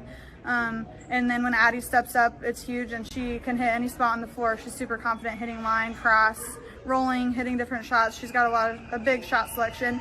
And then Miley, as a freshman, is huge. It took her a minute to get used to the block, which was great for us to see, because I know whoever we play next is going to have a block that we're going to have to work around. But she did a great job after she settled in and adjusted to hitting around the block, because we did get blocked quite a bit, but we never stopped swinging, so I'm super proud of them for that. Yeah. Into a regional final, whoever it is, like you said, they're going to bring a good block, but what does it mean just to be here in this situation? 32 wins, every single win is a school record at this point. You're back in a regional final, I'm guessing, since the state tournament team. I think the last time we checked was maybe. Oh, actually, it would have been 2 years later when probably. We were 2A or something like that. Yeah. We made a regional final when Will Bauman was the coach, but it's been a while. Yeah. And it has never happened since I've been here. So I am super proud of them, super excited, so happy to just be in this moment and get the opportunity to play in a big game like that. Coach, congrats. Thank you. All right. A trio of Clarinda Cardinals excited after a 5-set win. Miley, you're on the left. I got to start with you, and you're the youngest as well. So you had that huge run in the 3rd. What was going well for you in that 3rd set? I was really just trying to tool off the block, swing really hard, and my setter Coda was giving me great sets to complete that, so that was great. They had a strong block, and there was a lot of times that they were winning those battles, but you guys started to win more and more. What did you do differently? I just really tried to change up hitting line and cross, because I started line and then they were kind of blocking me a lot, so I had to figure it out, adjust, and just do my best to get it over and in and find holes. You're just a freshman in the biggest game of your life, and you're making plays like that. Where's that come from? Honestly, these 2 have helped me a lot. They're like sisters, and she is your sister. She is my sister. But they've supported me so much, and they just pushed me to my limits, and it's been just great. Good. Awesome. Well, congrats, and she is your sister, right? That's classic. All right, Addie, you also had a huge game. I think second set you went wild, and it was first set where you were struggling with that block too. What did you change there in that second set? Like she said, I just had to adjust, stay calm, play my game, do my best. I knew I could do it. I just needed to adjust a little bit. What was kind of the message from coach, from amongst the team there in terms of after that first set when it was not so good? No ball hits the floor. We are the better team. We have played so good this season, so confident in each other, and I'm super proud of all of us. What does it mean to get this done, winning 5 on your home floor? The place was going crazy. What's it mean to get another chance to play together? It's awesome, especially in the 5th set. Everybody stood up, everybody was supporting us, and it meant a lot to me. Yeah, it's awesome. Great job, Jersey. You had, I think, point 14 and 15, almost had that 15. It kind of eventually led to that. Yeah. I mean, what's going through your head in those situations, trying to make the big swing? I just knew that I was kind of a grandma on this team, so if I could take a little bit of pressure off of everyone else and just put it away, that it would help a lot. Definitely looked like there was something added to you when you came out in that second set. What did you have to maybe tell yourself to get yourself into a groove there? Winner stays, like we say all the time. We don't get another chance, so we just got to put it all on the line. Regional final in your senior year. Hadn't happened for Clarendon in a while. What's that mean to you? It means a lot. Coming from a program that didn't have a winning record my freshman year, and just seeing the growth every single year that all these girls have made, and the buy-in from school to the weight room to practice to games. It's amazing to see, and I'm so proud of all of them. And I'm proud of our community for coming together. Like Addie said, that 5th set was amazing, just seeing everybody stand up for one thing. Good news, you don't have to drive to Monroe.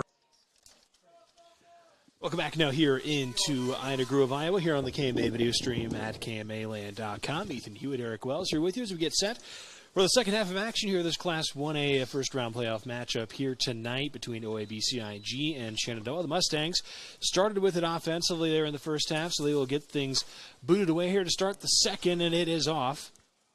And it'll drop here at about the 27 here. It is picked up here by J.J. Parks near side, working upfield here. He'll get shoved out of bounds from behind there by Buttrey at about the 38-yard line. Here is where the Falcons' offense will come back out here offensively after a strong first half performance. Eric, 264 total offensive yards. Pretty well balanced between that as well. Between Kohler through the air at about 116 yards and also over 100 for spots there on the ground there in that first half.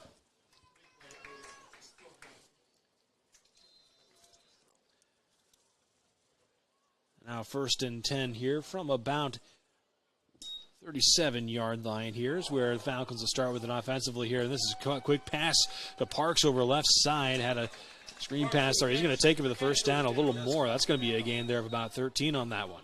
Yeah, Parks has been elusive tonight. Starts the second half off with a nice kickoff return where he's averaging about 20 yards per return, then takes that pass around the left side for a first down at midfield for the Falcons. 46 yards now for him through the air on 6 catches so far. 7 catches, 52 yards for Blake Corbin. He's been the leading receiver so far. Now Kohler, under some duress now, tries to step forward, runs into his own man. Now he's scrambling off to that left side, and he is going to be wrapped up there by a couple of Mustangs. They're on that stop for the sack. There's going to be a loss of a couple on that one. Second at about 11 now upcoming.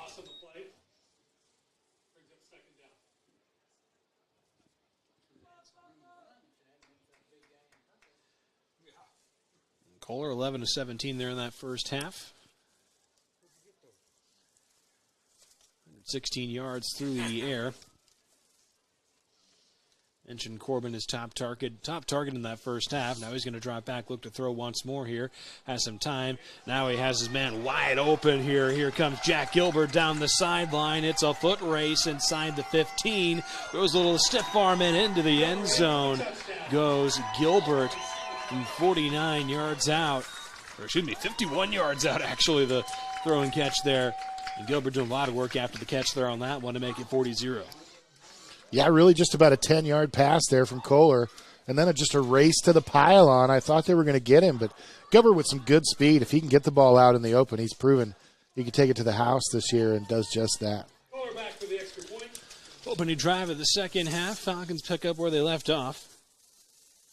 5 straight touchdown drives in that first half and then had the kneel down at the end of the half. Now a quick three-play drive after the 51-yard catch and run there by Gilbert, and the PAT is through that time there by Kohler. So that makes it 41-0. OABCIG up over Shenandoah. Back after this on the KMA Extreme, KMAland.com. Hi, I'm Mark Hansen, third-generation dealer here at Rex Chevrolet GMC in Oreburgh. We have been family-owned since 1925. Whether you're looking for that new Chevy or GMC or any other vehicle, please give us a call at Rex Chevrolet in Oreburgh or look us up online at rexchevrolet.com. Hi, this is Mick at Mark Hansen's Rex Chevrolet GMC in Oreburgh. This year we celebrate 100 years of the Chevy truck, and Rex Chevrolet has been selling and servicing these trucks for over 90 of those 100 years. Stop by and see us for your next Chevy or GMC truck.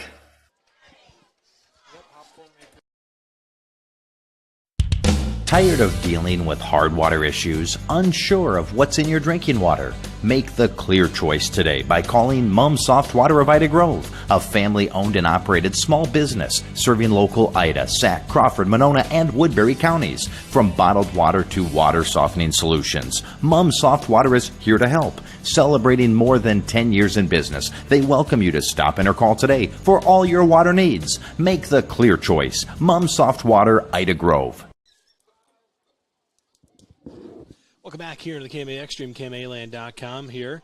And soon kickoff after the scoring drive will trickle down the field and out of play. So, a penalty there on the kickoff there for the Falcons. Nonetheless, it was a quick three-play scoring drive here to make it 41-0 here early in this second half. About 7:41 left here in the third. Jack Gilbert there showing what he can do in space here. Took that one 51 yards to the house. Yeah, Gilbert on the season, 14 catches, 274 yards. His first touchdown through the air, but he averages 20 yards a reception. So big play threat for the Falcons. So now the Mustangs offense will come back out onto the field here. O'Rourke pistol look here.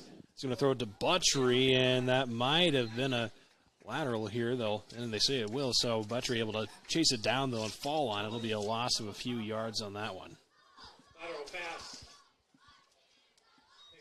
Second down, the 28-yard line. So it'll be second and long here. Second and about 19 or so. They'll say that was a lateral on that one. Tough start here for the Mustangs. Start off this third quarter here, but see if they can get things back on track here. Started at about their own 35-yard line, now back at their own 28.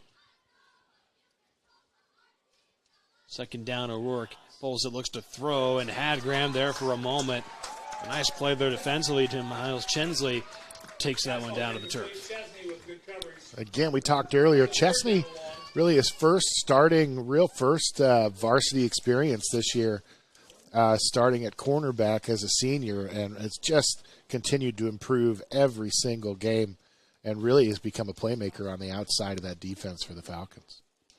So 3rd and 16 now upcoming here as we get under 9.5 to play here in the third quarter.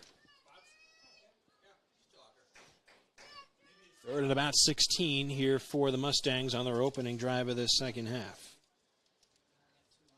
O'Rourke going to roll out to that right side, and he's going to sling it to the sideline, just throws that one away there. So to bring up 4th and a mile here now for the Mustangs.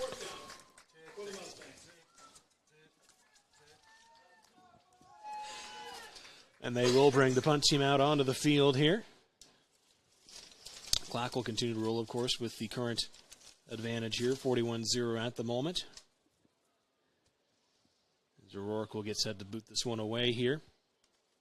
They were really looking for Graham out there on the outside. Falcons had him in bracketed coverage as he's hurt the Falcons tonight. Done a nice job on the outside. Had 2 defenders around him the whole time on that route. And 6 catches, 55 yards there in that first half, including a big 26-yard reception there late in the half. A nice punt here from O'Rourke is fielded here by Parks at about the 35, and he's going to cut it to that left side. Has some space. Here comes J.J. Parks. A flag flies.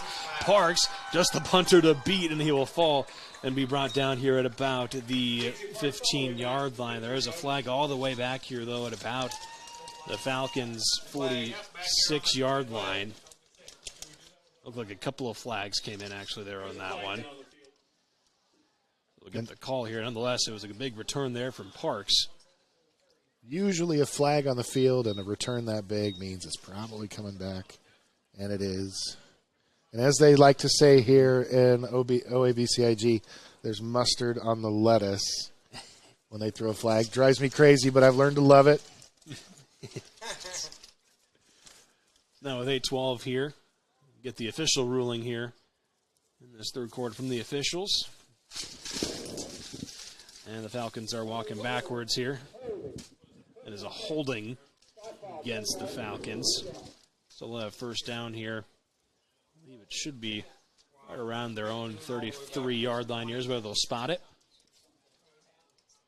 So 1st and 10 now here for the Falcons after a quick 3-play drive, scoring drive to start this second half, and they force the 3-and-out for the Mustangs here. They'll split them out here 4 wide for Kohler here in the gun. He's going to look to throw, coming near side to DeJean. He has a couple of blockers in front of him, and now he'll cut upfield, chuds off one tackle, now bounces outside, past midfield. Here goes Jax DeJean to the 30, 20, and he is eventually chased down from behind there by Graham. He is going to get all the way down here to about the 16-yard line. Yeah, not blocked well, if we're being honest. Pass gets out to DeJean. He's got a couple blockers in front, but more defenders than blockers. DeJean just dances around a little bit there, gets to the outside, puts the burners on. Not quite able to get to the end zone, but big play for the Falcons. That's back, big 44-yard run after the catch there from DeJean. He's had 2 big plays now. And now here's Kohler going to keep it himself here, trying to find the edge on this near side. Kohler keeps it, goes out of bounds. And the Mustangs able to slow him up there. Trayton Foster, the junior, there on the stop. It'll be a gain of a couple there on that one, second at about 8.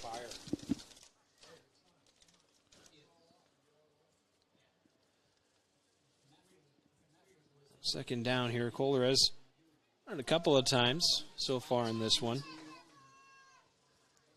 Gage Spots there in the backfield has been the workhorse though on the ground so far tonight.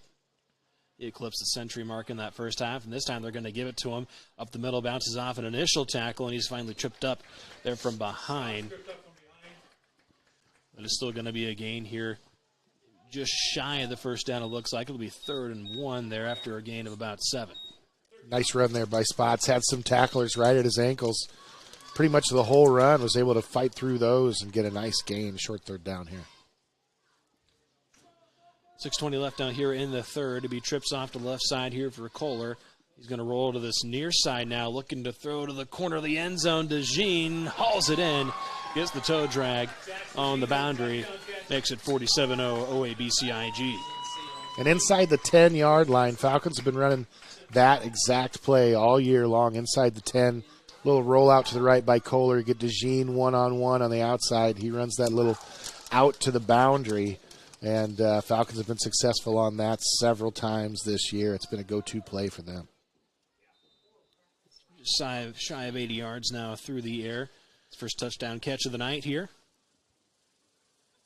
Now Kohler puts this one through the uprights, makes it 48-0. He has a couple of passing touchdowns now tonight also as well to add to his evening. So with just over 6 minutes left here, we'll step aside. Back after this. KMA Extreme, KMAland.com.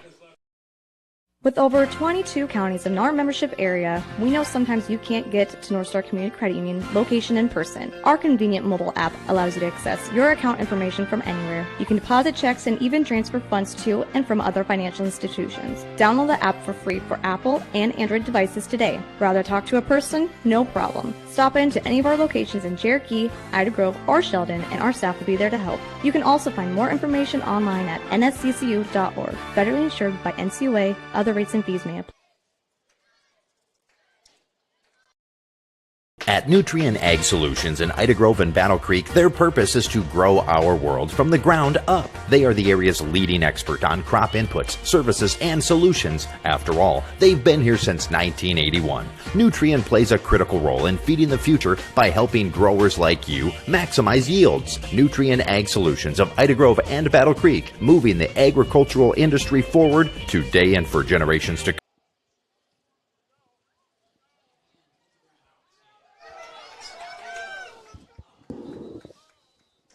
Welcome back here to the KMA Extreme, KMALane.com. Here, just over 6 minutes left here.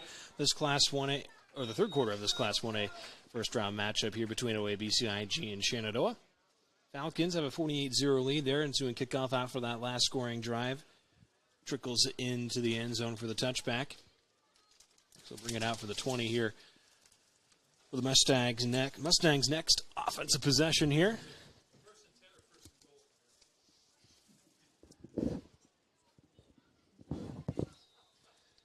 First and 10 for the Mustangs. First and 10 here from the 20 here. Please put 20 seconds on There's O'Rourke here in the gun. He'll have 4 receivers out wide here. He's going to keep it himself here. Design quarterback run. He's going to push his way forward here, there for a gain of about 5, maybe 6 on that one to bring up second and intermediate. And haven't seen a lot of that tonight. O'Rourke has been a rusher and a running threat for Shenandoah kind of all year long. I don't recall him having a lot of carries so far here tonight. Especially those design quarterback runs. Haven't seen a ton of them here tonight. So now he'll come out empty backfield here once more. 5 receivers out wide now. Trips off to his right. And he'll put McManus in motion here. Give it to the junior back. Throws a little stiff arm there on the first tackler. The second one will get to him there. Chesney there to wrap him up. And so that'll be a gain maybe a yard. I'll get him right at the line of scrimmage here. Going to bring up third and about 4.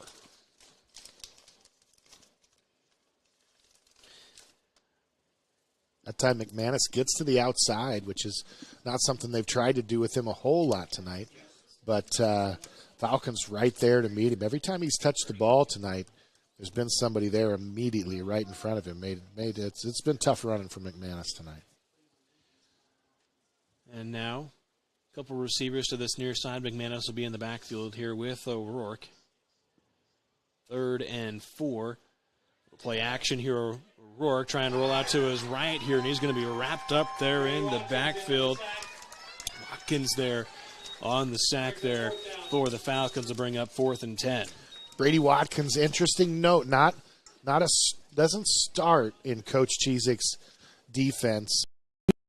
At Nutrien Ag Solutions in Ida Grove and Battle Creek, their purpose is to grow our world from the ground up. They are the area's leading expert on crop inputs, services, and solutions. After all, they've been here since 1981. Nutrien plays a critical role in feeding the future by helping growers like you maximize yields. Nutrien Ag Solutions of Ida Grove and Battle Creek, moving the agricultural industry forward today and for generations to come. Nutrien Ag Solutions, proud supporters of the OABCIG School District and communities. Yard line or so.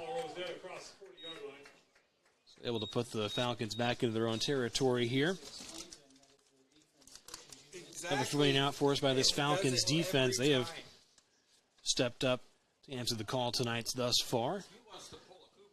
Yeah, front seven's really played well tonight. And again, we mentioned it several times, really beat up here towards the end of the regular season. And their production defensively had kind of fallen off a little bit, especially against the rush, but responded tonight for sure. Now here's Cade Spots up the gut here, and he's going to rumble his way forward there, pushes the pile a little bit there for a gain of about 5 on that one, brings up 2nd and 5. And obviously, 48-0, the game is, more than likely decided. Starters still in the game here for the Falcons as they're still in the third quarter. They've got some things they want to work on, whatever, but I would imagine this is about the last series. You're going to see a lot of these varsity starters out there. Get down to about 3 minutes left here in this third quarter now. The wide receiver stack to this near side. Spots in the backfield once more, and they will give it to him again. Has another nice gap here. Cade Spots. We're dragging another defender here out past midfield into opponent's territory at about the 46-yard line there on that one. He just hits the hole so hard. If your defensive linemen are playing like a 2-gap scheme and they're taking that block head on and they're not getting in a gap right away, Cade Spots tonight has just already been in it, and he's behind you immediately. So tough on the linebackers and the safeties especially. 15 carries, 128 yards 4 spots so far tonight. Also had 3 scores for him on the ground this evening. Junior having himself a night so far. Now Kohler once more. Just a look, they'll give it to Spots again. Gets off an initial tackle and eventually is wrapped up there from behind. Look like Levi Rystrom there making the stop on that one. Gonna bring up second and it'll be a gain of about 5 on that one once more.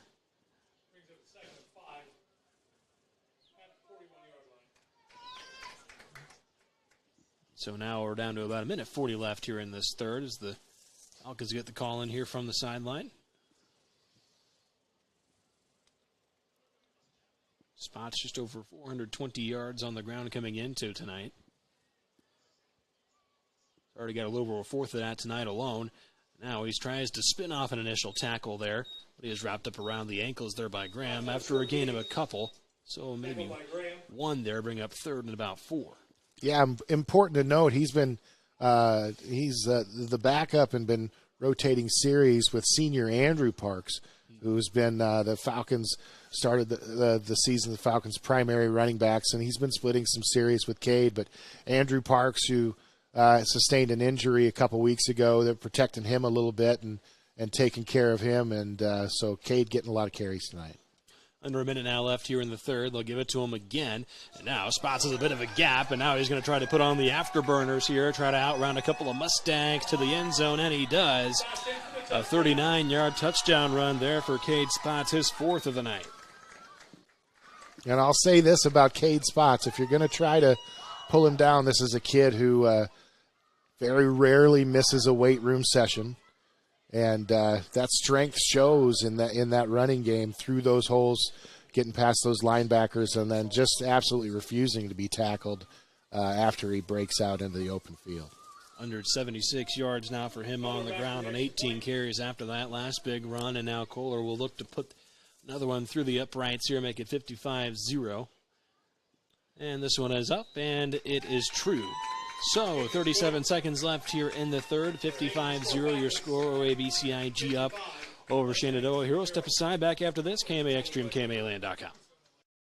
Looks aren't always the most important thing. It's what's on the inside that counts. At Pinnacle Performance, they make things look good, but wow, can they make what's on the inside count when it comes to your diesel. Farmers, when you need your truck to work as hard as you, call on the Diesel Performance Pros at Pinnacle Performance in Correctionville. Oil changes to overhauls, bumper-to-bumper bodywork, from a simple part to a performance upgrade. Trust your diesel truck to Pinnacle Performance Truck and Body in Correctionville. Yeah, they do. They've done like well over 247.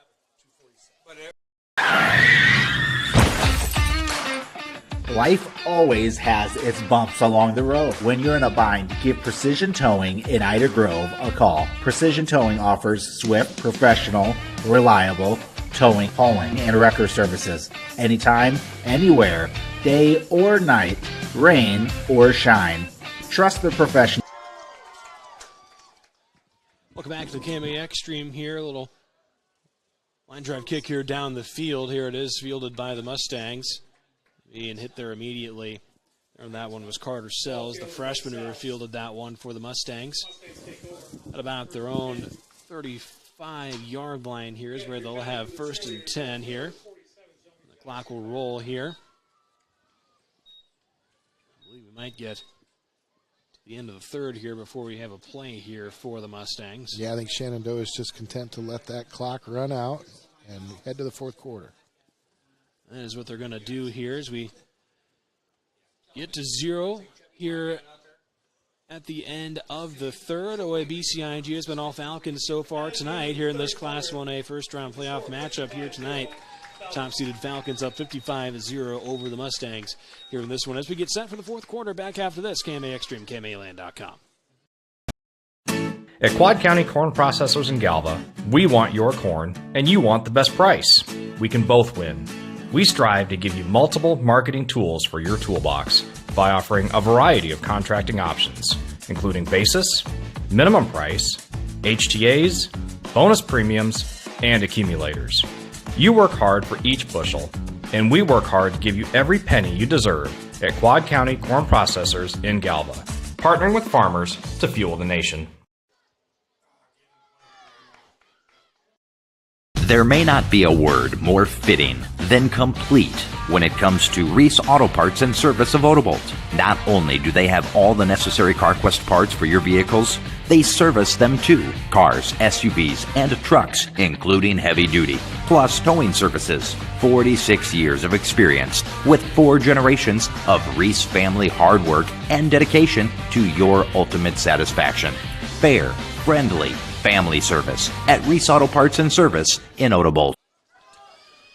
Look back here in Ida Grove, Iowa, here on the KMAX stream, KMAland.com here. Mustangs have it here to start this fourth quarter here. Quick pass over to Buttrey there on that far side. And he breaks one tackle. Here goes Buttrey, the speedster, down the sideline. And Buttrey will take it all the way for the touchdown as the Mustangs find pay dirt for the first time tonight. The freshman with a big run there. We talked earlier. You talk to this OABCIG coaching staff, and you talk about number 8, first thing they say, he is fast. And he showed it right there. Nice job by Shenandoah coming right back with a score. And now they'll look to put this one through the upright here. Make it 55-7 here in this one as Tegan Brunk, the junior, gets set for the PAT. After the big 65-yard play there for the Mustangs, that one is up and true as well. So now 55-7 here early in this final quarter here, 11:47 left in the ball game here. I'll step aside real quick. Back after this, KMAX stream, KMAland.com.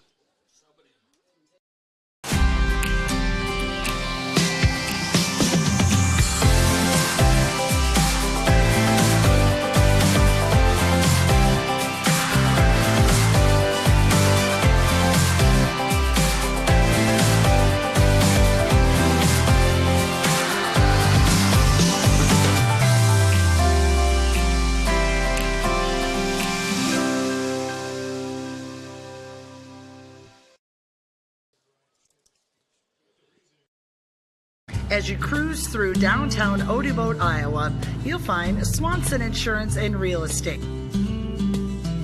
Have you visited swansonwithyou.com? Put in a quote request. Check out real estate listings. Swanson Insurance and Real Estate, with you through the ages. Downtown Odebolt, online at swansonwithyou.com.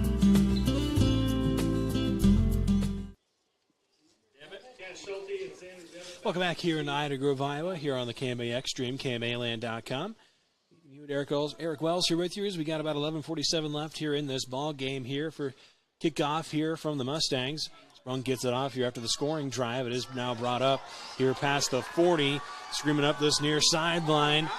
Falcons are going to get all the way up here to about the Mustangs' 46-yard line there on that one. Looks like Xander Devitt, I believe, getting in there on that kick return there, the freshman.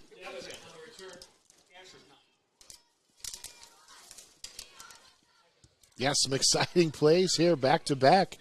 Buttrey went for, I don't know, what do you go for, 60 yards? Yeah, 65 yards, I believe, and or so gets on a that touchdown, one. and then immediately on the kickoff, the freshman Devitt comes in and returns it way past midfield. So the Falcons will have some good starting field position here as we get some new faces now in here for the Falcons. Backup quarterback in, a little bit of a short snap. They'll hand it off here to Cash Schulte up the middle. Schulte on the carry. And he'll get about a yard on that one before Graham and a couple of the Mustangs there hold him up for the short gain at about the 45.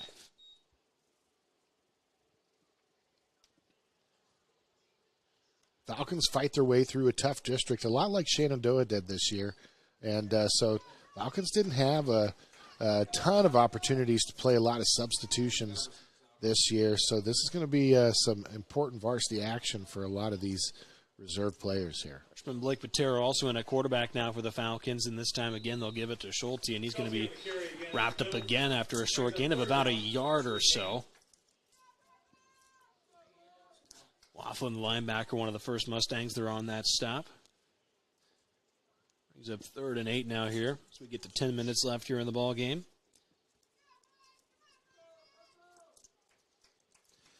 Now there'll be trips off to the right side.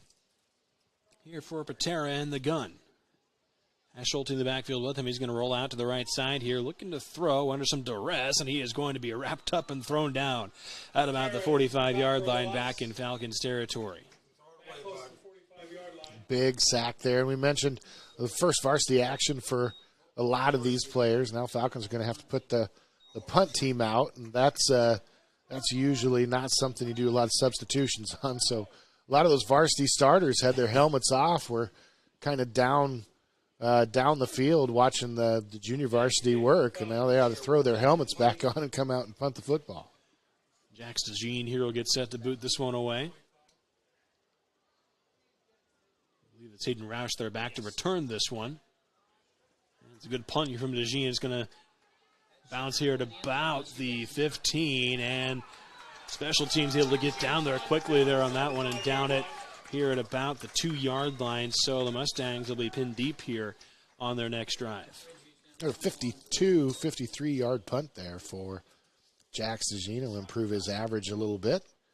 And Shenandoah, not where you want to be, down at your own 3-yard line or worse, and trying to come out from the shadow of your own end zone.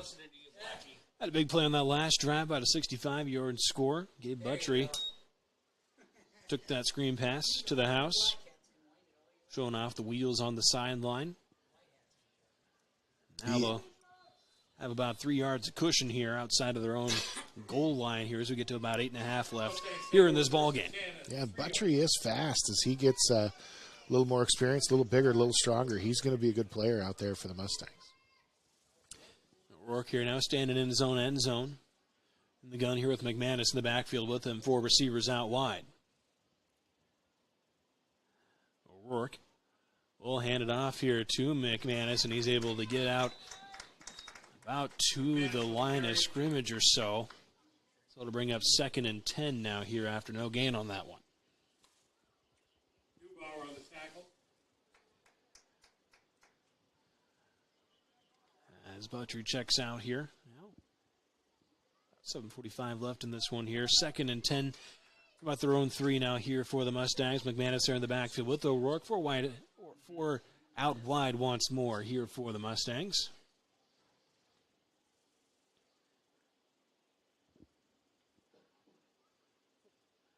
Now O'Rourke will look to throw here from his own end zone. Looking down the sideline, looking for a Trevane Thompson who hauls it in.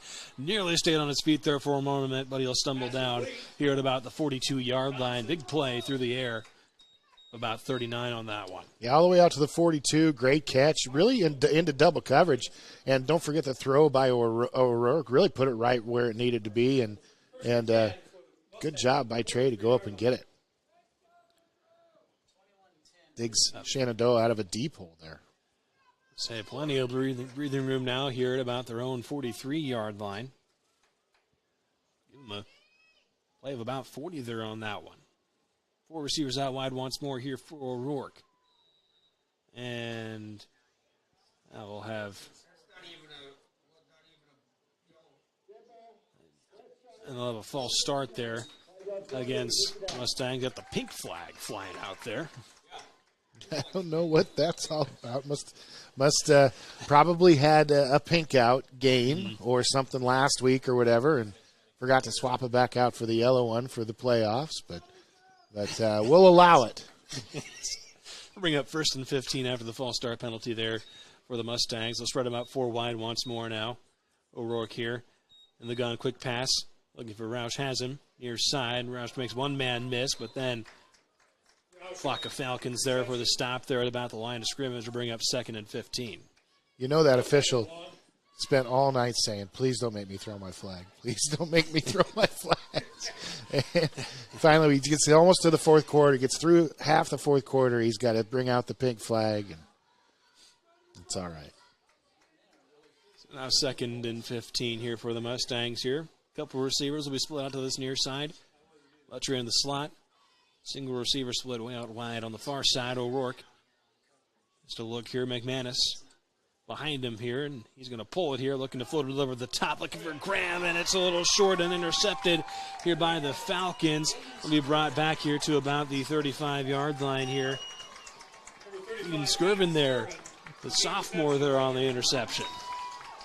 All right, good job, Aiden. Again, a lot of reserves, freshmen and some sophomores out there for the Falcons, getting some time against a lot of varsity starters for Shenandoah. So really outmatched. Shenandoah had come down the field with some big plays. Falcon defense able to rise up some of those young kids. They'll be able to be proud of that tonight. Falcons back on offense. 45 actually here, excuse me, is where this gets spotted here. Once again, here's Schulte out the middle. He ripped off a couple of arm tackles, and he is up past the first down. About a gain of 12 there on that one there for the freshman back.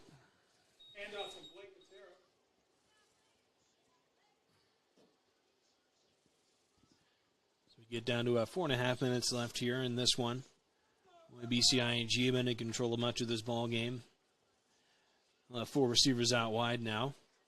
Tara in the gun. Give it to Schulte once more here up the gut. This time, Graham able to lead a couple of Mustangs. They're on the stop on that one after a gain of a few.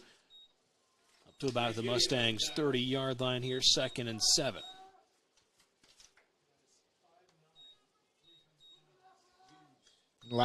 That clock will continue to run here. Falcons content to let that happen and taking their time.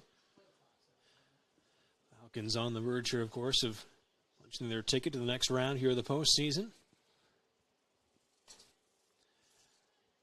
As they'll let this clock run down as much as they can here. 2nd and about 6 now after the gain of about 4 from Schulte, and they'll give it to him once more. And this time, he's going to be met there right out about the line of scrimmage there. Big nice man there in the middle, Stephen Perkins making the stop on that one. Nice job by that Shenandoah defense. Mustang defense still fighting. Gets a tackle for a loss there. Wants to keep the Falcons off the board. 3rd and about 7 now coming up here after the stuff there by the Mustangs defense. 3 minutes left here in this ball game here. Got another wide receiver bunch here tied to this near side. And the gun here is Butera. Schulte in the backfield with him, and now blitz comes here. Now he's going to have to scramble for it. Jukes out one defender and falls forward here to about the 25. It looks like it's going to be a yard or two short of the sticks, but it's going to bring up 4th and short. Yeah, free runner on the rush coming through. Mustang defense busted through that line right away, and Patera was kind of a deer caught in headlights there, but avoids the sack, able to get a short gain and make it a short 4th down here for the Falcon offense. We need a couple here. Get a fresh set of downs here. So we get to about 2:20 left here. Patera now going to roll out to his right here, looking to throw on 4th down, and just has to throw that one away. So the Mustangs defense able to force a turnover on downs there. The offense will come back out on the field here, so we hit about 2 minutes left here in the ball game. So valuable experience there for some Falcon reserves, out there on the varsity, varsity football field under the lights, Friday night lights. They're taking their offensive signals from the sidelines, doing all the things they'll have to do, next year and moving forward. So these last few minutes of the end of the 3rd and into the 4th, real valuable for some of those younger players. And now also some new faces, it looks like, in here for Mustangs as well. Carter Sells, the freshman, in at quarterback now. As they look to get a few snaps for some of the younger players here in the waning minutes here. This one now wide open. Tremaine Thompson over the top, hauls it in, and he's got no one to beat here. Inside the 10, the 5, touchdown Shenandoah. Thompson gets behind the defense. 75 yards or better. Nobody was home as Sellers goes back to pass, and Thompson is streaking down the sidelines and can't believe how open he is. And I don't know, maybe Falcons didn't have 11 players in there as they were trying to make some substitutions, but he was all by himself down that sideline. And kudos to both players. Sellers puts the ball up in the air, was a beautiful pass. And then to catch a pass when you're that wide open is just as hard. And he caught it on the run and streaked down the sidelines to get Shenandoah up on the board. 13 points now for the Mustangs. And now they'll Uncle look to put the PAT through here. This one is up, and that one is true. So 55-14 now here with a minute 12 left here in this Class 1A first round playoff matchup here tonight. We'll step aside here real quick, have the final 72 seconds coming up here after this on the KMA Extreme, KMAland.com. At Better Equipment, your Case IH dealer in Ida Grove, they're more than just a dealership. They're your neighbors, your friends, and your fellow stewards of the land. Better Equipment has been serving western and central Iowa since 1975 with more than 200 dedicated employees committed to delivering excellence in sales, service, and your parts needs. They are here to help you grow. Better Equipment, your Case IH dealer in Ida Grove. Your success is their harvest.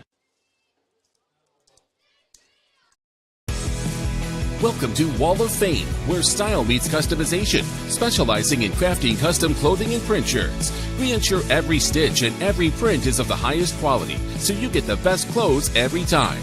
We're here for all your promotion needs, and the best part, our process is seamless. Simply share your designs with us and we'll handle the rest. Get custom clothes for the best price. Wall of Fame, not just embroidery.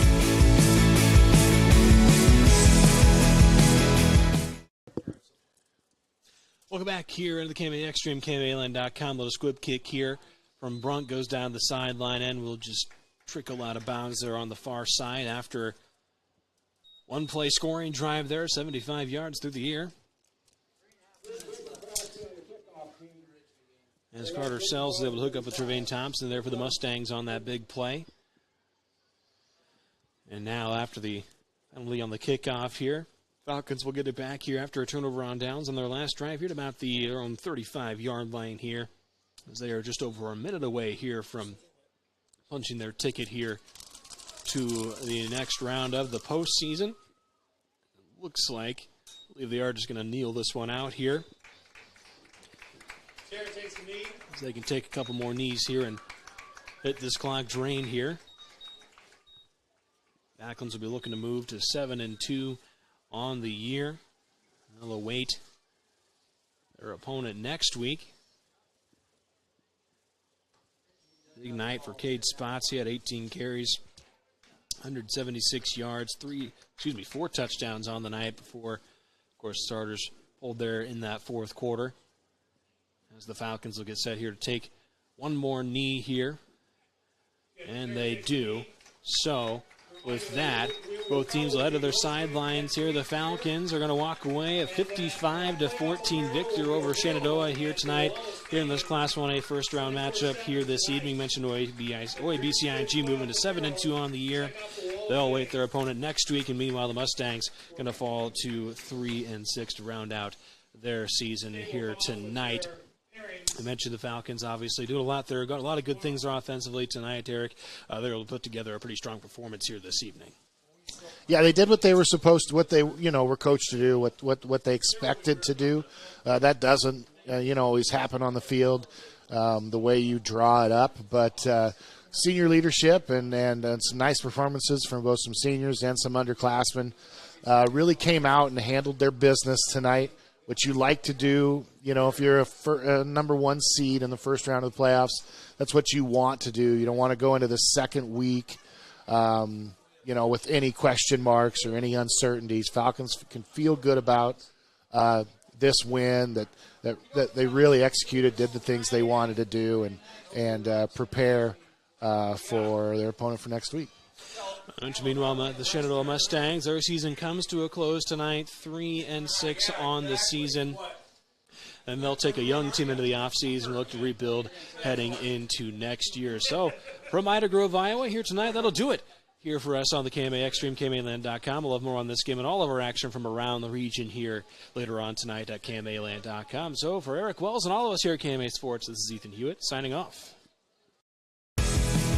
Welcome to Wall of Fame, where style meets customization, specializing in crafting custom clothing and print shirts. We ensure every stitch and every print is of the highest quality, so you get the best clothes every time. We're here for all your promotion needs, and the best part, our process is seamless. Simply share your designs with us and we'll handle the rest. Get custom clothes for the best price. Wall of Fame, not just embroidery.